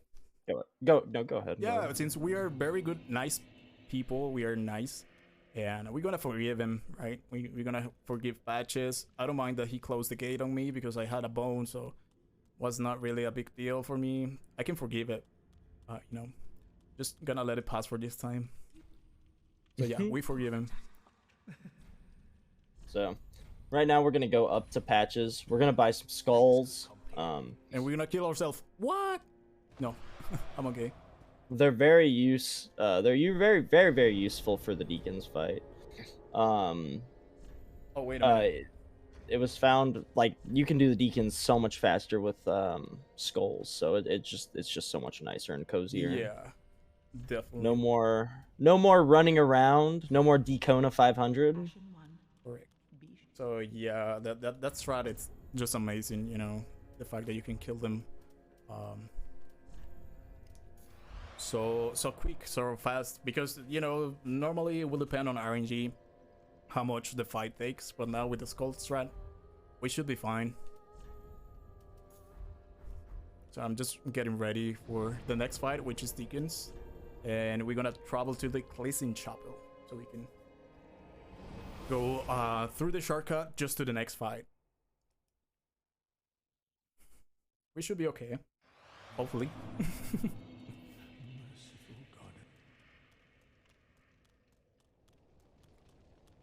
All right, so we got skulls. We didn't level up. It was not necessary for Deacons, but we got some skulls. We got some pine resin, some fire pine resin. I don't know the name, you know. Oh, okay. We got a bugger, dude. What? Oh man. Oh man, dude, what was that? I would say just keep going. I would say yeah. No, look at what happened, dude. Oh my god. Wouldn't be Dark Souls without the glitches. Yeah, what would be of Dark Souls without glitches? What kind of game it would be? Not fun at all. Dude. Okay, so that can happen. You know, oh, Jesus Christ, these guys are on fire. Okay, you gotta be careful with the fireballs here. The Deacon's fireballs, they can hit you, so better watch out. Run to the right, try to go around the area, and you should be fine. Now we equip the twin blades, we get the skulls, we got everything we need, and let's go. Let's try Deacons. So first off, I like to throw a skull at the beginning of the fight, just to get them distracted, and then I throw a secondary skull to the roof, and we should be fine to start punishing. So we gotta kill 5 of them, right? This is dangerous. I shouldn't do that. Yeah. So when they're kind of in more like that, you want to not more so go for the punish, because when our goal here is to kill the regular one without killing too many of the extras. We should But be yeah, fine. as you see here, you just throw a skull up, and then yeah, with the extra damage that we do with the deacons, it's just one cycle on that second phase, and it's just real easy. Just whack them 4 times, and you're good. Yeah, and we got it clean. We got a GG. I guess I was too aggressive. Because I normally wouldn't mind just killing a bunch of deacons. I don't like them.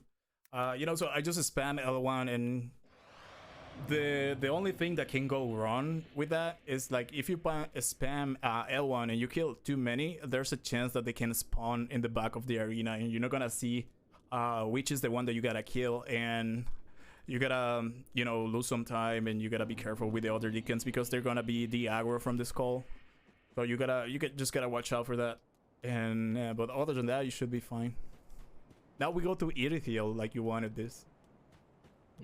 This is my favorite place. Yeah. I know.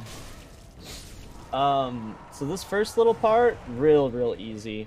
You just depending on the strat you use, I know Carletto strats have been a little different from what I'm used to seeing. But yeah, you just kind of gotta whack on this dude while he yells at you. Yeah. I guess. If you have a +9 weapon, if you have the +9, because the other route, the +6 +4, I don't remember. So the +4 route is much different. You have to run up the bridge, and then you have to wait for him to do the lunging jump attack, and then you basically just punish his head, and then you stagger him off and get the visceral. Yes. So I feel comfortable just walking up, you know, just destroying the dude with 3-4 L1s, because I have enough damage to do so. If you're +4, you don't have enough damage to do that, so it's better to run up the breach and just wait for the stagger. And it's faster. I think if you run up to the bridge, it's faster. It's like a speedrun strat, I guess. Yep. So here we're gonna just young white branch. We're gonna hug this wall here. You have to be real careful. These guys, even though you're in this form, they can aggro you if you're moving, like in certain times of this part. So we're just gonna wait until he walks down, and then once he turns around, we're gonna kind of follow him up, and then we're gonna stop by the tree, and then we're gonna wait for him to turn around again, and then we're gonna continue walking on. Yes, that is correct. You just gotta be careful with that, you know, with the movement. If you, like they said, if you move and they're watching you, they're gonna aggro on you, and then you gotta run. This is the Metal Gear Solid strat. I like it.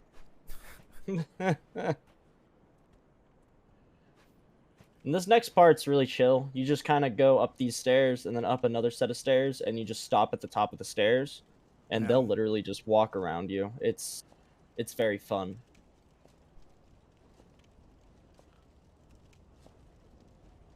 Yeah, this is the section where we can, you know, read donations, donate money. There is another strat here you can do. It's a little faster, but it's a little more scary. It's not as consistent, too. You don't have to branch. You just kind of run through it all. It's very scary. Yeah, I don't like it. But this is just really consistent, and you can almost get through every time as long as you're paying attention to the enemy patterns and stuff. Yes, and there's since Elden Ring was on the picture, I think, on Team Hitless when Elden Ring came out, new strats were made and new things were allowed in DS3. For example, before it was banned to use Hidden Body by Team Hitless, and now you're allowed to use Hidden Body. So you can run this section with Hidden Body and Spook, and it's quite chill, really fast and consistent. You know, if you want to use Hidden Body, I don't know the route. I never really got used to it. So I really don't know how they do it, but I think it's quite chill. You just Spook and Hidden Body and just run through the section.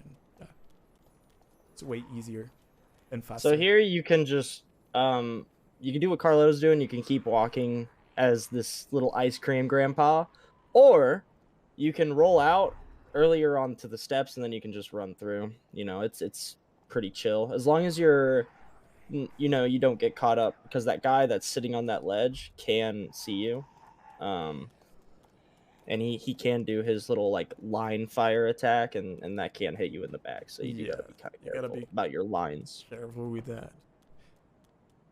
Definitely. And yeah, let's keep running. We are going to route for Yorm now.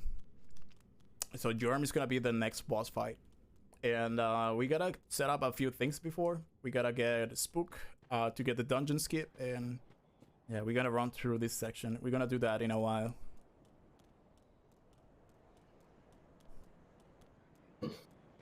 Yeah, and this next section's pretty chill. There's not really a whole lot that goes on. As long as you run really specific lines and you just kind of roll through all these crates and stuff, these guys will never hit you. Yeah, and we do a jump in 3 here, and we should be fine.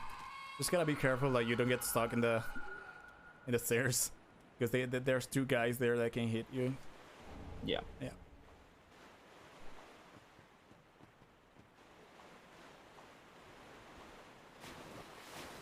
So we're gonna grab these green blossoms just because they're very useful in the boss fights coming up. Allowing your stamina to regen a little faster is just kind of useful, just for the sake of, you know, making sure that you can get all your attacks off and roll out of attacks and the whatnot. Yeah. Yeah, green Blossom is really Blossom. Is that how you say it? Blossom or Blossom? Blossom. Yeah, they're really helpful. Especially, I would say Cinder and DSA. I like to use them. Other than that, I really don't use it. So with those 2 wheats blossoms, we should be fine for the rest of the round, so we don't have to buy any or anything like that. So right now, what I'm going to do is, like, we are going to get Spook. We're going to buy Spook, and get ready for Yorm for the dungeons. Also, if you haven't bought it already, make sure you're buying that staff too, so you can use. Yes. Okay, we're gonna sell a few souls that we need to sell, so we can level up a little and get some supplies, basically. So now we have that. We buy Spook from Orbic, and we're gonna level up a little bit. I like to level up because I like to do Yorm, Pontiff, and Aldrich back to back without coming back to the shrine. So hopefully, if we do it right, we will be coming back for DSA only. So I get 25 endurance and 42 dex, and yeah, we should be fine. If I get some remaining souls, I will buy some. Yeah, we got some. So I'm going to buy some more skulls for the Pontiff running section, and that's it. Yep, the Pontiff running section can be a 100% run ender. It is super precise, making sure you throw the skulls at the right area. If you don't, the dogs can like be already in their jumping attack at you while you're throwing the skull, and there's really nothing you could really do at that point because you're stuck in an animation. So it's very precise to make sure that you make sure your lines are very precise. Yes. Okay, so we gotta learn the spell, right? We gotta equip the spell, and we are going to travel to distant manors so we can do Yorm's running section through the dungeons. The reason why Spook is so important in this section is because there's a skip, right? So you gotta do the skip. Oh, you don't have to do the skip, you know, but it's a way more safe. If you do the skip on dungeons, the jumping skip, I will show you guys later. But yeah, it's gonna be really helpful to have Spook right now.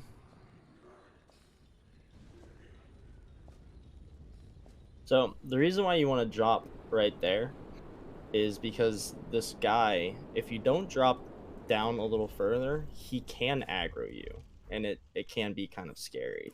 Yeah. So if you drop down a little lower right there, he will walk off to the right there. But yeah. So this little section here with the jailers can be kind of scary as well. But this is also where spook comes in handy too. You can spook around these jailers to kind of make the running section a little more relaxed. But we're gonna see how Carletto does it right here. So he's gonna kill that first jailer. You want to run because there's a guy that's gonna be popping out here. And then this next section, I believe Carletto is just gonna kill the jailers here. As long as you're fast enough to get your attacks off on them, you won't take a hit from these guys. There's also a strat where you can just run past them, but it is safe to just kill the jailers as well. So yeah, we're just gonna grab that pale pine resin because it deals a little more damage later in the game. Do you use the pale pine resin for DSA? Yes. Yep. DSA we use it for only for DSA actually. Yep. Yeah, I don't use it for I was any just other curious. boss. That pine resin is 100% optional. You don't need it at all for DSA, but it does help buff a little bit to do a little more damage. Yeah. There are multiple ways to deal with DSA in a leveled run. DSA can be really easy. You can like one cycle him if you're dealing enough damage. Other than that, you can make phase 2 very short. Yes. Here's the skip. So you're just gonna line it up right there. You kind of want to angle your character a little, and then you're just gonna back step off, and it's gonna land there. Very, very like precise angling of the character though. Okay, that gargoyle was so scary. I never got that attack before. So the thrust attack. a cool little thing about that gargoyle is if you run to the right of the gargoyle, he'll almost always kind of jump up and do either the slam or the poking maneuver.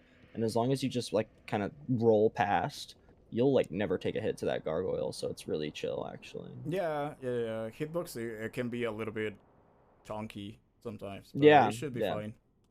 So here we're gonna go down this ladder. We're gonna cast spook and we're gonna just we're gonna roll off the side here. We want to do it very precise. Like we want to do it right there. That way the fireball hits the wall first, and then we're just gonna roll through the second fireball, and then we're just gonna keep rolling down, making sure Pretty safe, you. Yeah, it's very safe. It's pretty consistent. So we're just gonna run past, and we're gonna head into the Yorm boss fight. Yes, let's do the Yorm. For Yorm, I like to use the Pontiff Eye, the Pontiff Right Eye, so I can punish a little bit more.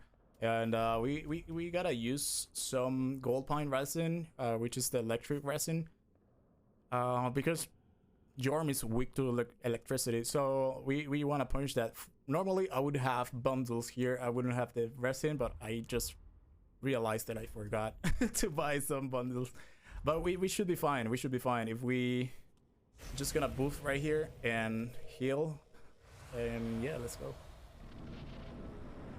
So a few things you want to. Basically, what we're doing is we're baiting out two different attack sequences. I mean, there are other ones you can punish, but you want to make sure you stay in front of Yorm. There are multiple different attacks you can punish. What we're gonna do is we're gonna basically just hit his arms. This is one of the attacks, so you just roll through, you hit the arm. What's gonna happen is after you hit the arm so many times, he's gonna stagger, and then you can just combo his head, and then you get a repost off onto the head, and we'll get some, real damage going.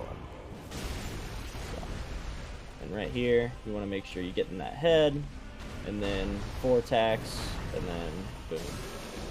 So, a lot of damage. A lot of damage, yeah.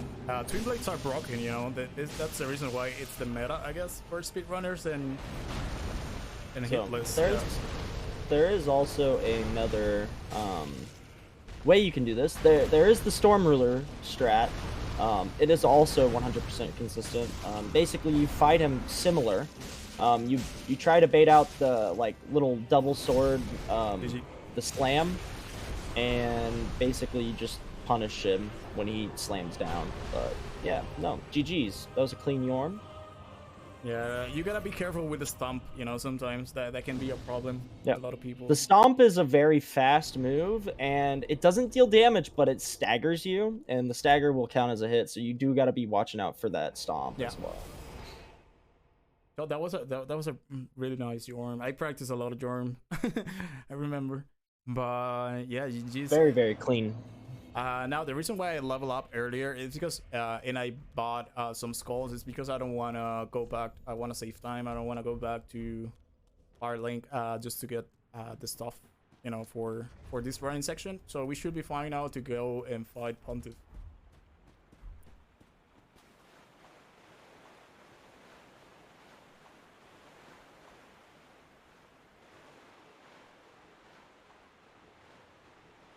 All right, so this next little running section can be a little spooky. Yeah, you got to be really precise with your lines, especially coming up this little section right here that Carletto's running. You got to make sure you're running in that precise line, because otherwise those little bugs can hit you, and it's a very scary part. And this next part's pretty chill as well. You just you don't have to do anything. You could just run around all this stuff. You could just run past this little knight here as well. Little, they're not little bits. What are you talking about? They're huge. They're huge, man. They're scary. I'm so scared of those silver knights. So this section here, you're gonna run until like the center or at the top of these stairs, and then you're gonna throw it right there to the left. You're gonna run through, and you're gonna be fast about it. And then right as soon as you get under the sorcerer, you're gonna throw another one. That distracts those dogs, and then you're good to just run through. It is pretty consistent, but you have to make sure your line is perfect, otherwise you will get hit there. Yeah, timing is super important in that section. I'm just gonna check in here if there's anyone behind me, and yeah, we're good. In here we're just gonna white branch, and we're gonna let this dude just walk right on by. Nothing to see here. Nothing to see, man.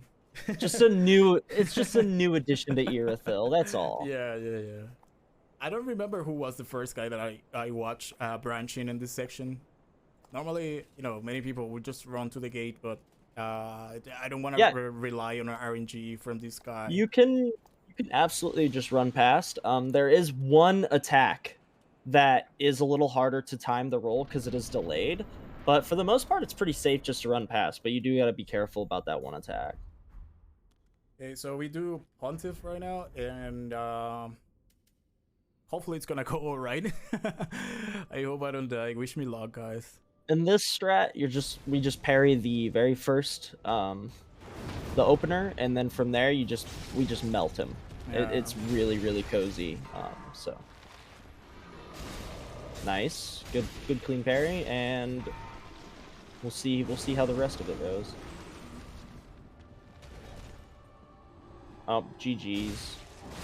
So just like I said, as long as you get that first parry off, it is a GG fight right there. 100% safe and consistent. The alternative route is the double parry strat, and the double parry is also a very consistent strat once you kind of get the hang of the timing and everything. But it's a little harder to learn. So, but GG's, very clean Pontiff. Thank you, GG's. We go for the next running section. We're gonna be needing Spook to run past the Silver Knights, and also we're gonna need a few skulls. So I just getting everything set up, and hopefully it's gonna go all right. Let's go. We gotta run past old Jon Snow here soon. Yeah, Jon Snow and Sam. King Sam. He started going to the gym. Stop reading. So we're gonna throw one skull to the center here just to kind of get this first guy's aggro, and then Jon Snow's gonna drop down. You're gonna throw another skull, and then we're gonna run up the stairs, and then it is completely optional. You can turn around, throw another skull here, like Carletto's doing. The reason why you want to do that though is because if you don't, the Jon Snow dude, if you like to stall or anything like that, and you get up these stairs and behind the pillar, he can chase you. So you do need to be careful about that. It is very time. You want to be fast about this.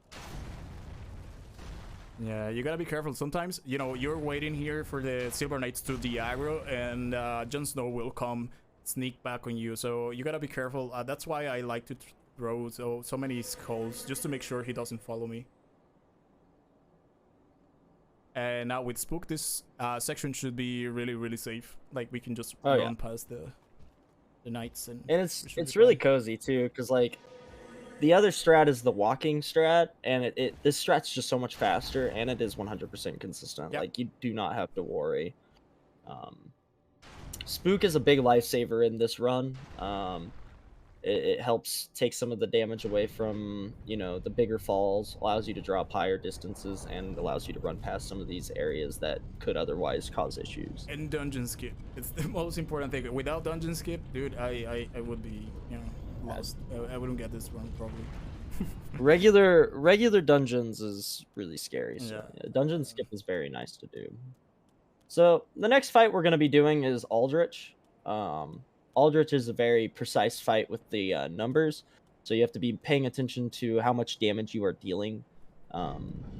Because what we're going to do is we're basically going to prep him up to kind of get to a certain point with his health, and then what we're going to do from there is we're going to try and bait out one attack, and after we get that attack, it's basically free range to just punish, and it should be easy kill. You don't have to worry about phase 2 doing it this way. In lower level runs, you do have to kind of deal with phase 2 a little, but in this run, it is very chill, as long as you are paying attention to how much damage you deal. Yeah.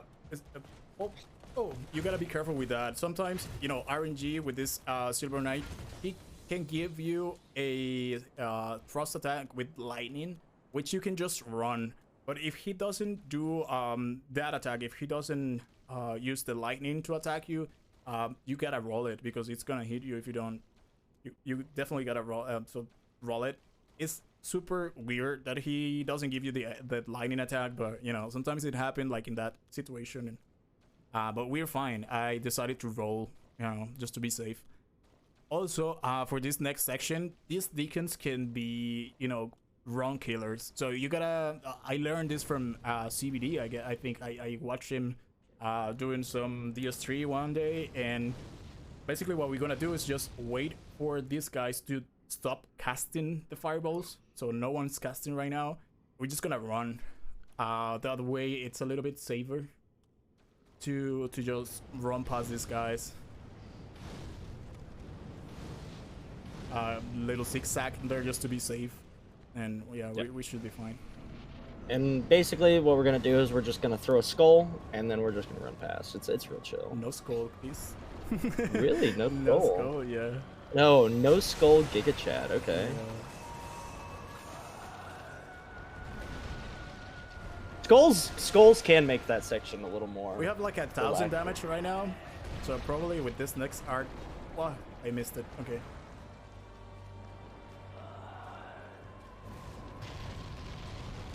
So, little rule of thumb for Aldrich, you don't want to be too close to him after an attack, because he can warp out, and that can really mess with the positioning in the fight.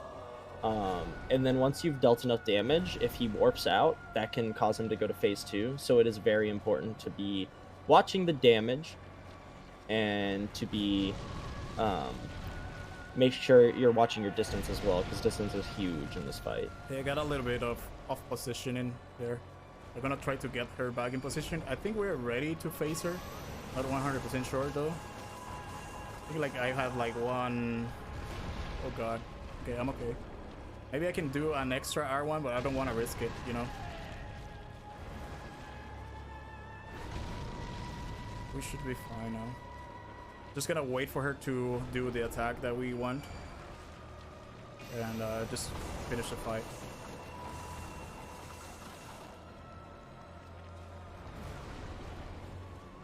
This is so you gotta be really careful, because like if she gets off to the side, Aldrich can get hooked onto one of those pillar bases, and it can cause Aldrich to get all weird and funky during an attack, and it can like cause her to like basically stop and then just appear in front of you. It's real weird. So you do got to be really careful with the management of where Aldrich goes in this fight. So we are having very bad RNG, you guys. You're not getting the attack that we want. You're good. I would say, yeah, this is good setup. We just gotta wait for the attack. There you go. There's nothing we can really. Yeah, that's a GG. Let's go. So you gotta be patient with Aldrich. Yes, you gotta be really patient for the opening. I decided to go for an extra R2 because I don't know. I felt like she was begging me to heal her like one more time. So I took advantage and just punished one more R1, you know, and we were just at the limit of her health. We were just, GG's. Yeah, if I would have, you know, hit her a little bit more, then she would have transitioned to second phase, and that's what we don't want, right? We don't want her to transition to second phase. And at the end, she made the attack that we were waiting for, and we punished. So we're okay. That was a clean Aldrich. average, yeah. Aldrich is a big patience game. As long as you're patient enough for Aldrich to do what Aldrich needs to do, the fight should go pretty well. Yes, correct. And yeah, we are getting ready now for DSA, which is my nemesis. Yeah. So, Carletto, do you do the quick kill on DSA, or do you have to deal with phase 2 a little? I gotta deal with phase 2 a little, not too much, Okay. not enough. If everything goes alright, the meatballs shouldn't be a problem. Yeah. But we will see. Depends on the position, and I got a different strat for DSA. There's not many people that do it, and you're gonna look at it, and it's gonna be a little bit Monka-esque. So let's get to it. I can't wait to show you, man. So basically, what I'm going to do. I'm sorry, my English is just not working.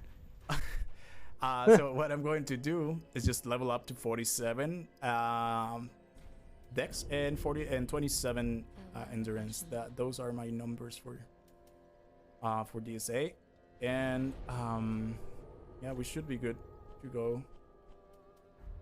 I think so. So I will punish DSA 3 L1s if everything goes alright.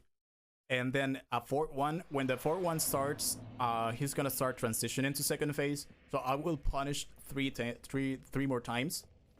Then after the transition, I will punish him 5 times. If positioning is correct, he should attack me, and the hitbox shouldn't hit me on the 5th attack. We will see. It will look really bad, but actually it's quite safe as long as you have good positioning. So with the good positioning, I mean like if you are on a flat ground, if you're like on the stairs, or if he is on the stairs, then it's better not to go for it. But hopefully it's gonna be good. So a few things to look for in the DSA fight is phase 2. If you're in phase 2 long enough, you have 3 different attacks that the little dragons on the sides can deal. You've got the small meatballs, the big meatball, and then the laser. Yeah, and each attack has a different sound. So when doing this run, it's really important to learn the different tones and pitches for each attack as well. But yeah, as Carletto said, he's going to be doing something that might negate the dealing of hopefully, yeah. Hopefully, yes. phase 2 as much. To be honest, I don't even recognize the sounds of the meatballs, you know? I never fight DSA second phase. Almost never, yeah. So I hope everything goes alright. Okay, so we got RTSR set up. We were just lowering our health just to get the RTSR damage on, and we should be ready for DSA. Hopefully it goes alright. Yeah. Okay.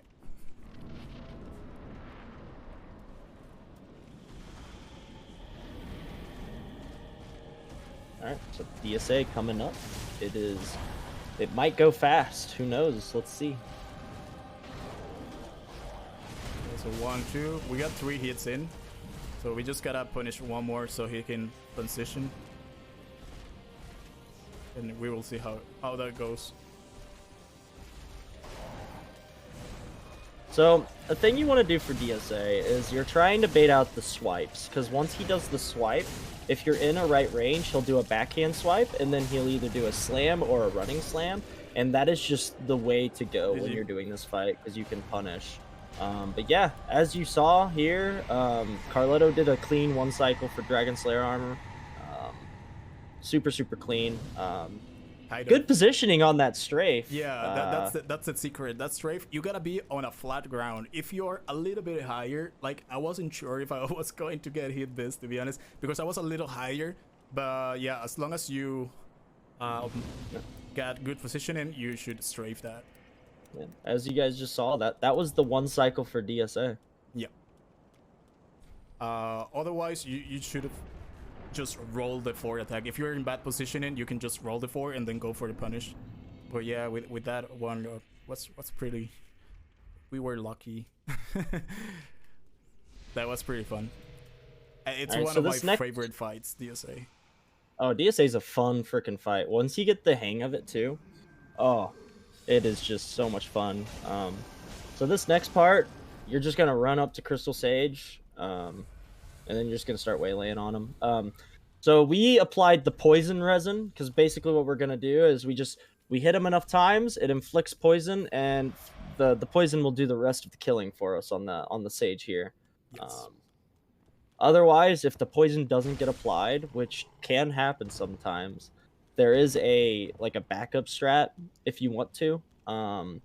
You can basically run in between attacks and just hit once, and it should kill the Sage. It is a little scary, but yeah, it is definitely more scary. What I calculated is like with 5 attacks, she will poison, and the poison will be enough to kill her.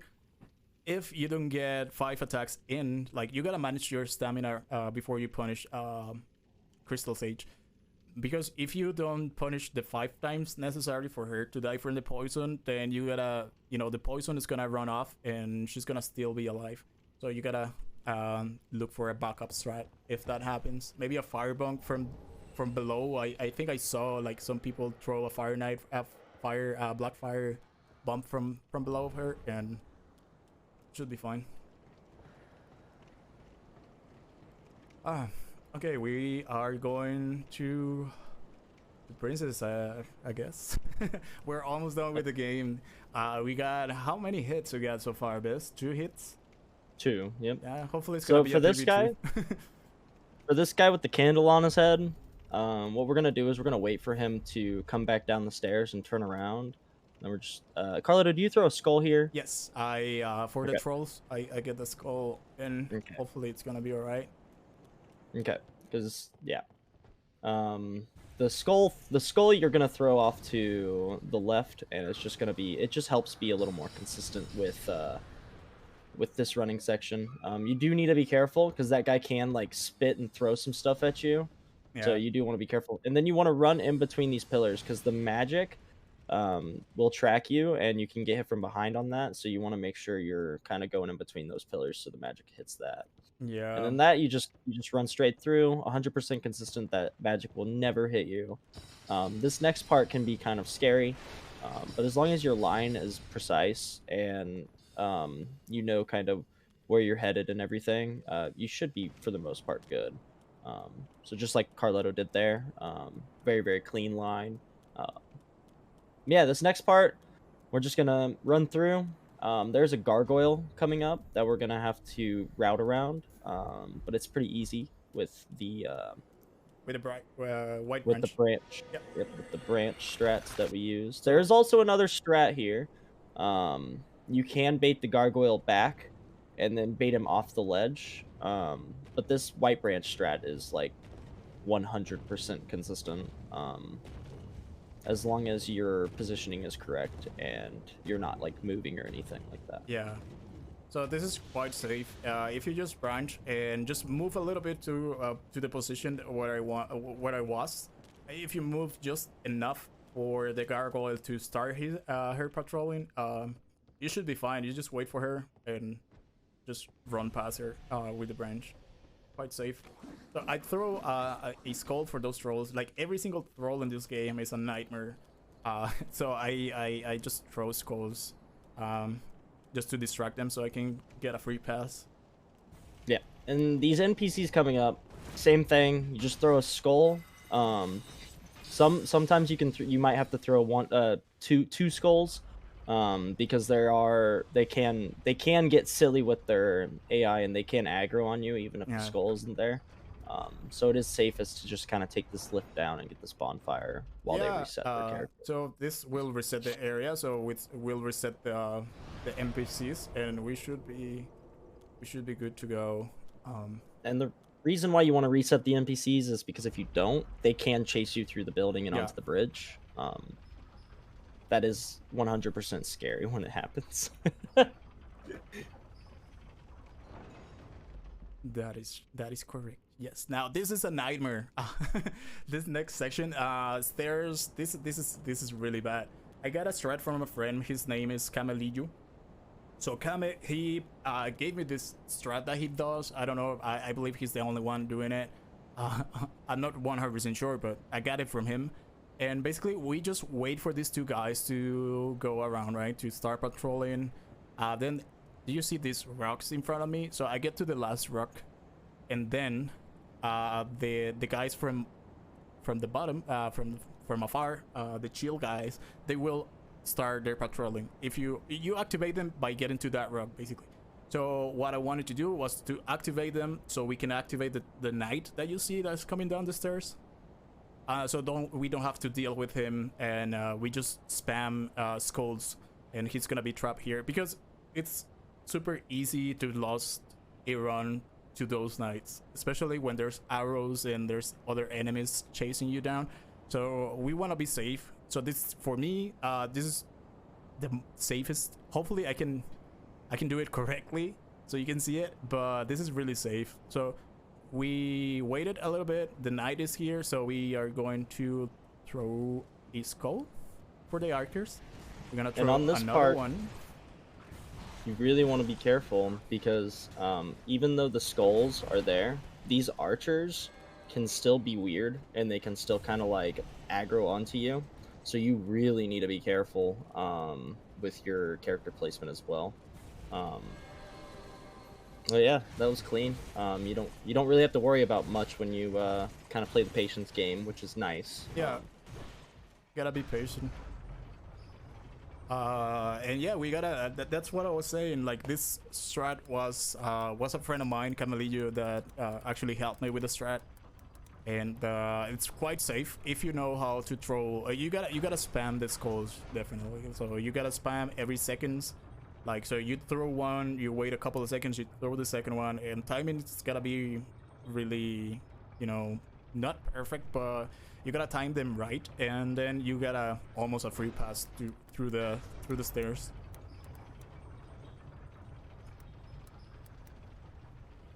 So yeah, we are going to get the slap so we can get a +10 right now.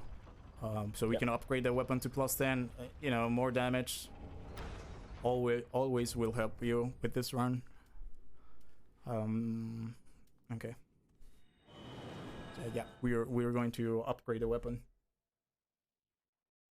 So all we got to do is basically bone out. We don't even have to like send the elevator back up or anything like that. Because the elevator that we need to get on is already down, so it makes just running through the next part, getting back to Twins, is pretty easy as well.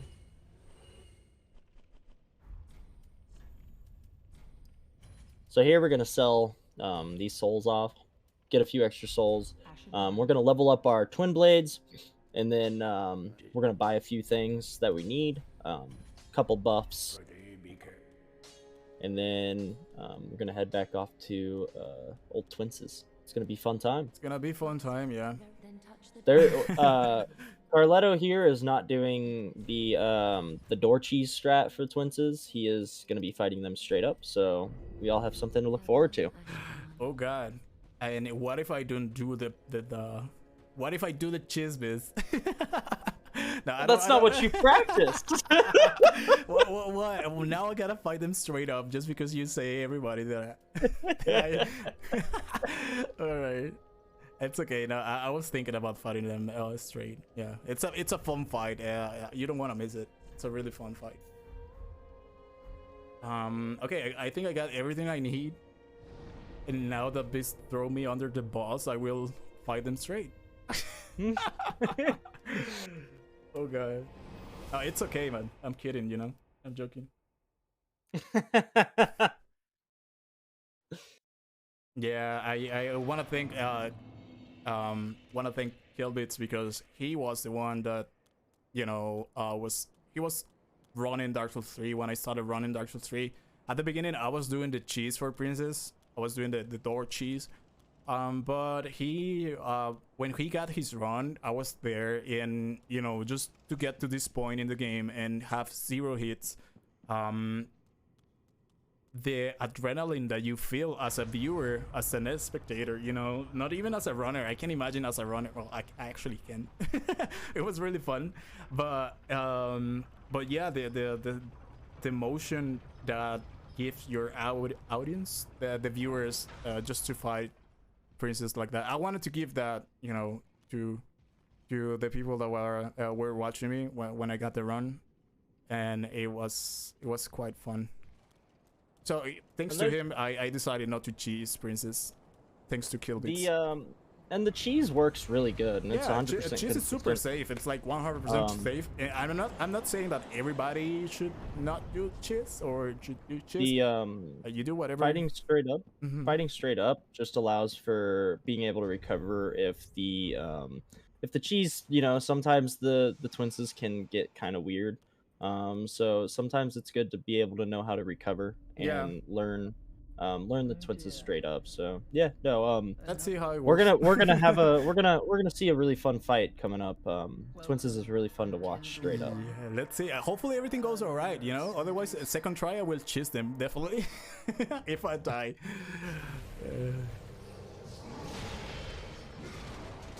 So for twinses straight up, a rule of thumb is to kind of stay in his left leg, your right side. That little, there's like a little pocket that you kind of want to stay in, and as long as you kind of stay in that and you keep rotating around with him, and you're just kind of watching for his attacks and being aware, you can get him pretty consistently.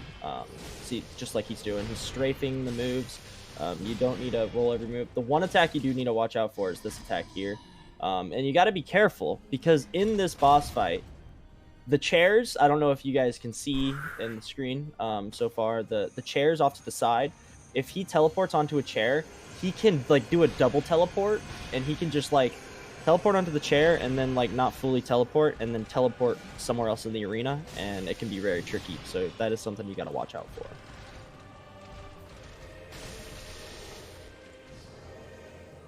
So this next phase, all right. What a Giga Chad, dude. What a Giga Chad, holy crap. Oh god, I almost died.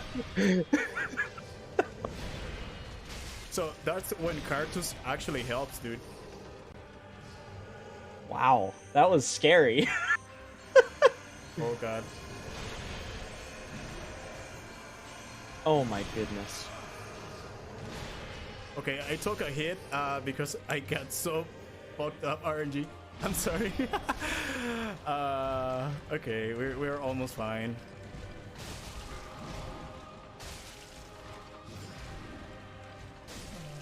Okay, I'm sorry, guys. We took a hit, but that was this fight's a very hard fight. So. Very hard fight. So it's good to, but yeah, we're getting back in the pocket. Let's go, yeah. That's a GG. At least I didn't die.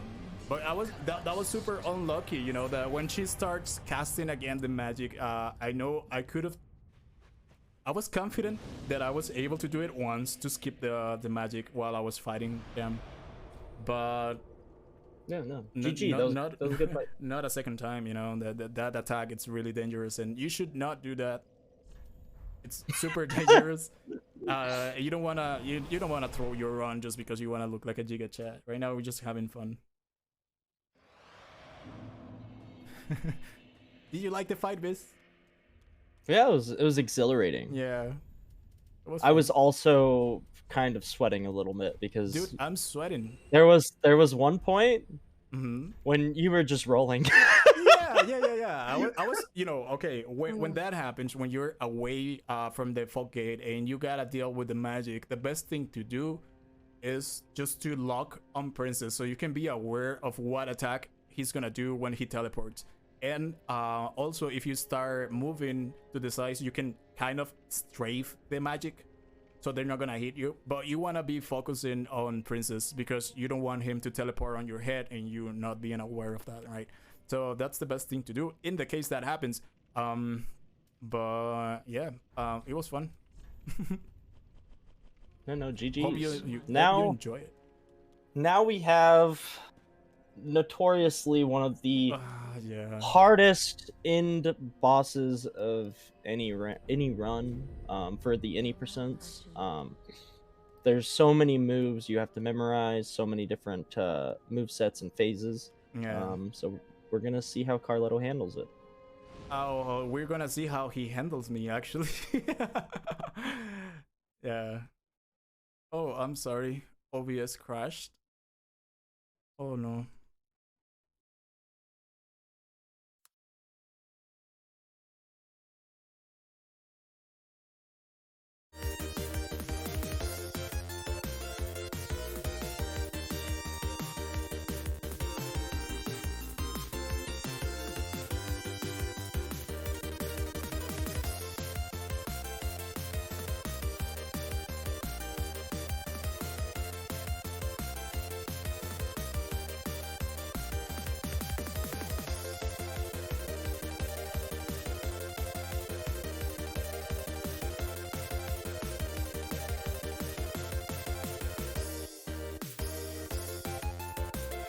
Alright guys, don't go anywhere. We're just having a small hiccup. We are going to be right back because we have to end this. We have to end this. Carletto has to end this. So just a little hiccup. We're fixing this as we speak. Hope you guys are having a good time. You guys saw that monk ass fight? Holy! Carletto definitely showcased what we call the roly-poly. I don't know if you guys know what I'm talking about. Any of you guys watch, what is that YouTuber? You guys know who I'm talking about? The roly-poly? You guys know what I'm talking about. If you guys don't know what I'm talking about, you guys should really watch it. It's from Viva la Dirt League. You guys know who the YouTubers are? Search Viva la Dirt and then put roly-poly and you'll see what I'm talking about.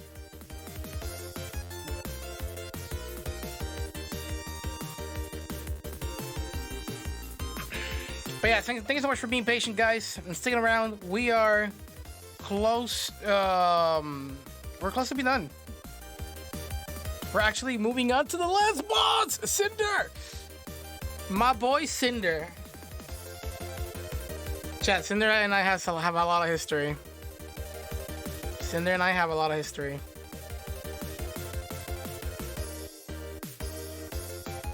You guys don't know, but Cinder and I have a long history. Probably one of the most enjoyable bosses to this day for me.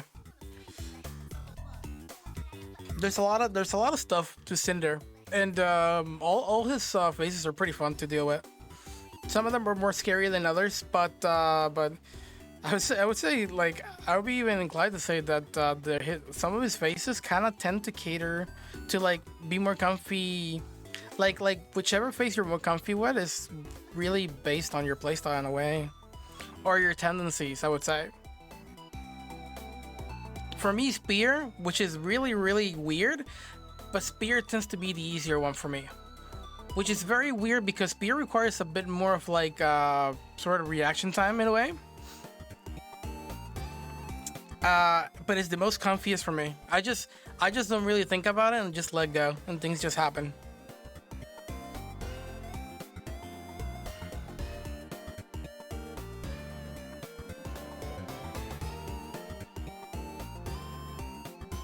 But yes, we're almost done.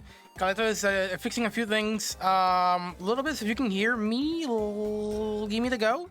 You can give me the go, and I'll and we'll continue.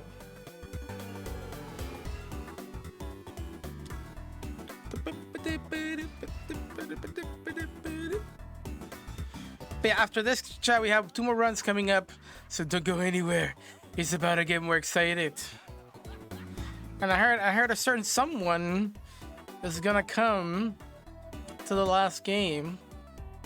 A certain someone who's been dormant for quite some time. Some of you guys know it, some of you guys don't. But if you guys are into around the community and everything, of Resident Evil 4, you'll know this man. But don't put some thought into that. Just let it go. You can put some thought into that when the game comes. For now, what do you guys think about the bosses Carletto did?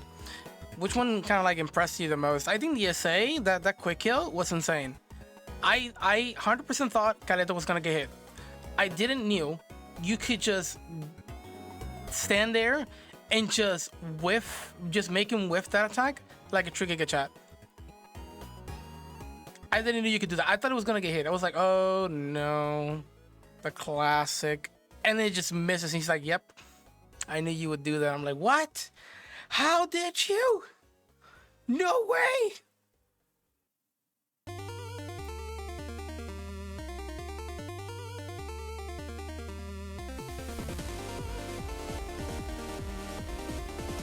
And it's crazy to see how as the year passes, like strats get like crazier and crazier, right? And things, some strats even make things like super easy. All right, perfect. Then give me a second, chat. I will be right back. Well, I won't be right back. Carletto will be right back to hang out with you guys a little bit more. Don't go anywhere. Stick around.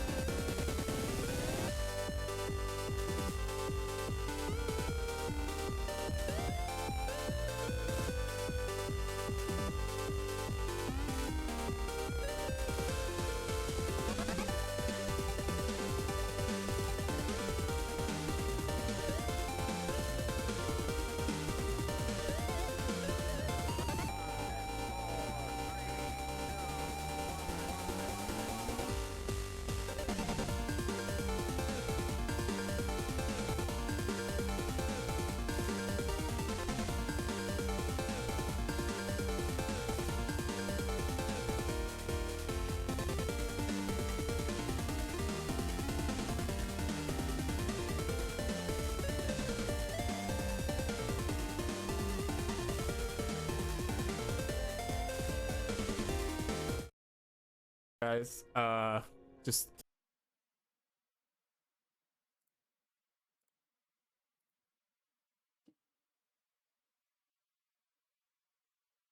kind of just learn Cinder. Yep. Yeah, there's Cinder's... not like any advice that I can give for Cinder. Just so, don't be greedy. In theory, the best time to really get in and get some damage on him is the sorcery phase. But as Blasty said during the waiting screen, everybody gets comfortable with different phases. Blasty was comfortable with spear. Some people are comfy with the coiled sword phase. Blasty is comfortable with spear. Oh my god, that's my worst. Yeah. Blasty's a mad lad, dude. Yeah. No way. But yeah, you can get comfortable with any phase. But learning the fight all around is the best way to handle Cinder 100%. There are some absolutely amazing guides out there. By Geo. Yeah, Geo is right crazy. The amount of detail that Geo gives in his tutorials. Yeah. It's just crazy. But yeah, you can learn a lot about Cinder, or just do what I do, and it's just kind of learn the basics and just try to handle him. Yeah, and the nice thing about Cinder is you can kind of take him at your own pace, especially in phase 2. Oh God, sorry. Like some people are very aggressive, some people are not. Can you hear me? And that's kind of yeah. I swear to God. Sorry, I think the audio went off. Let me just fix it right now.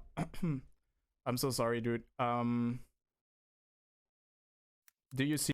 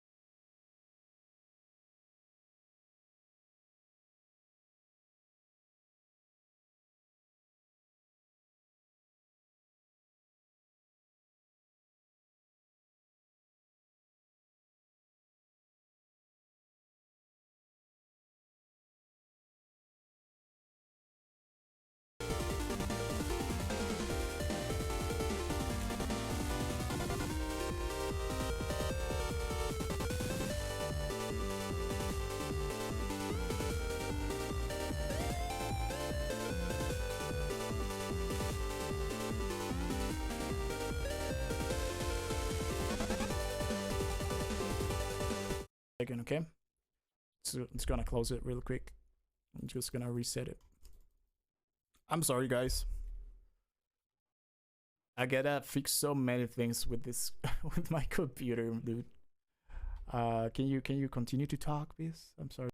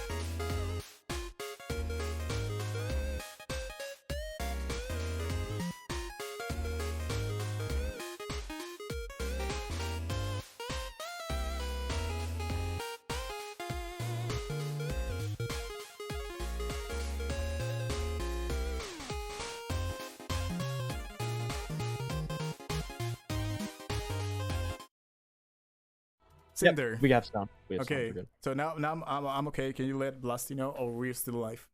I think he was paying attention. So. Okay, so Blasty, we are okay. We're good to go.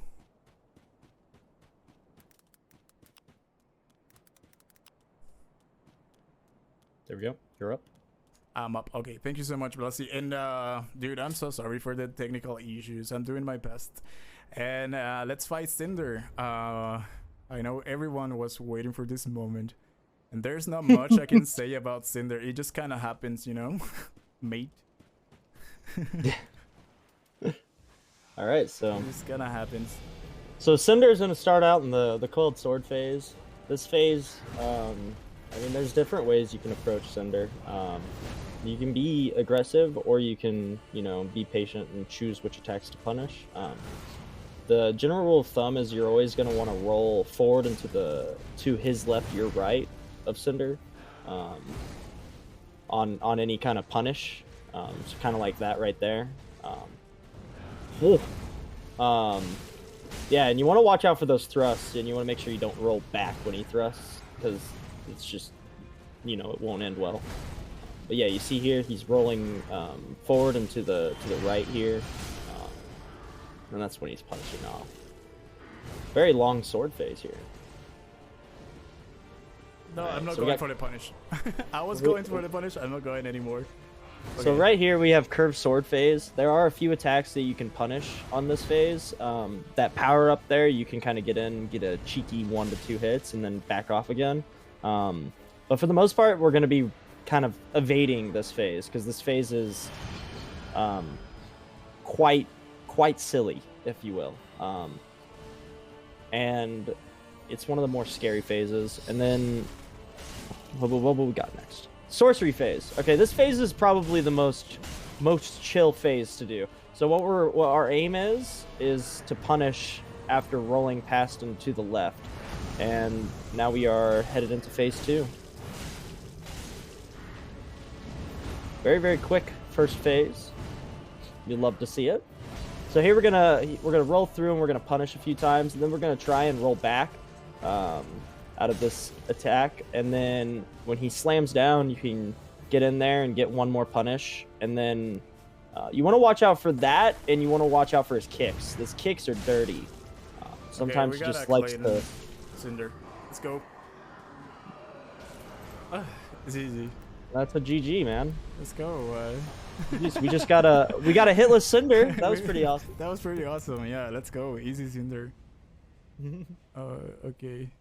Yeah, you gotta deal with the cards you're dealt with this boss. That is exactly 100% right, Bright. And that was kind of like, you know, I was lucky, and I like to play him like that. There's a balance between being aggressive, right, and being patient with Cinder, I believe.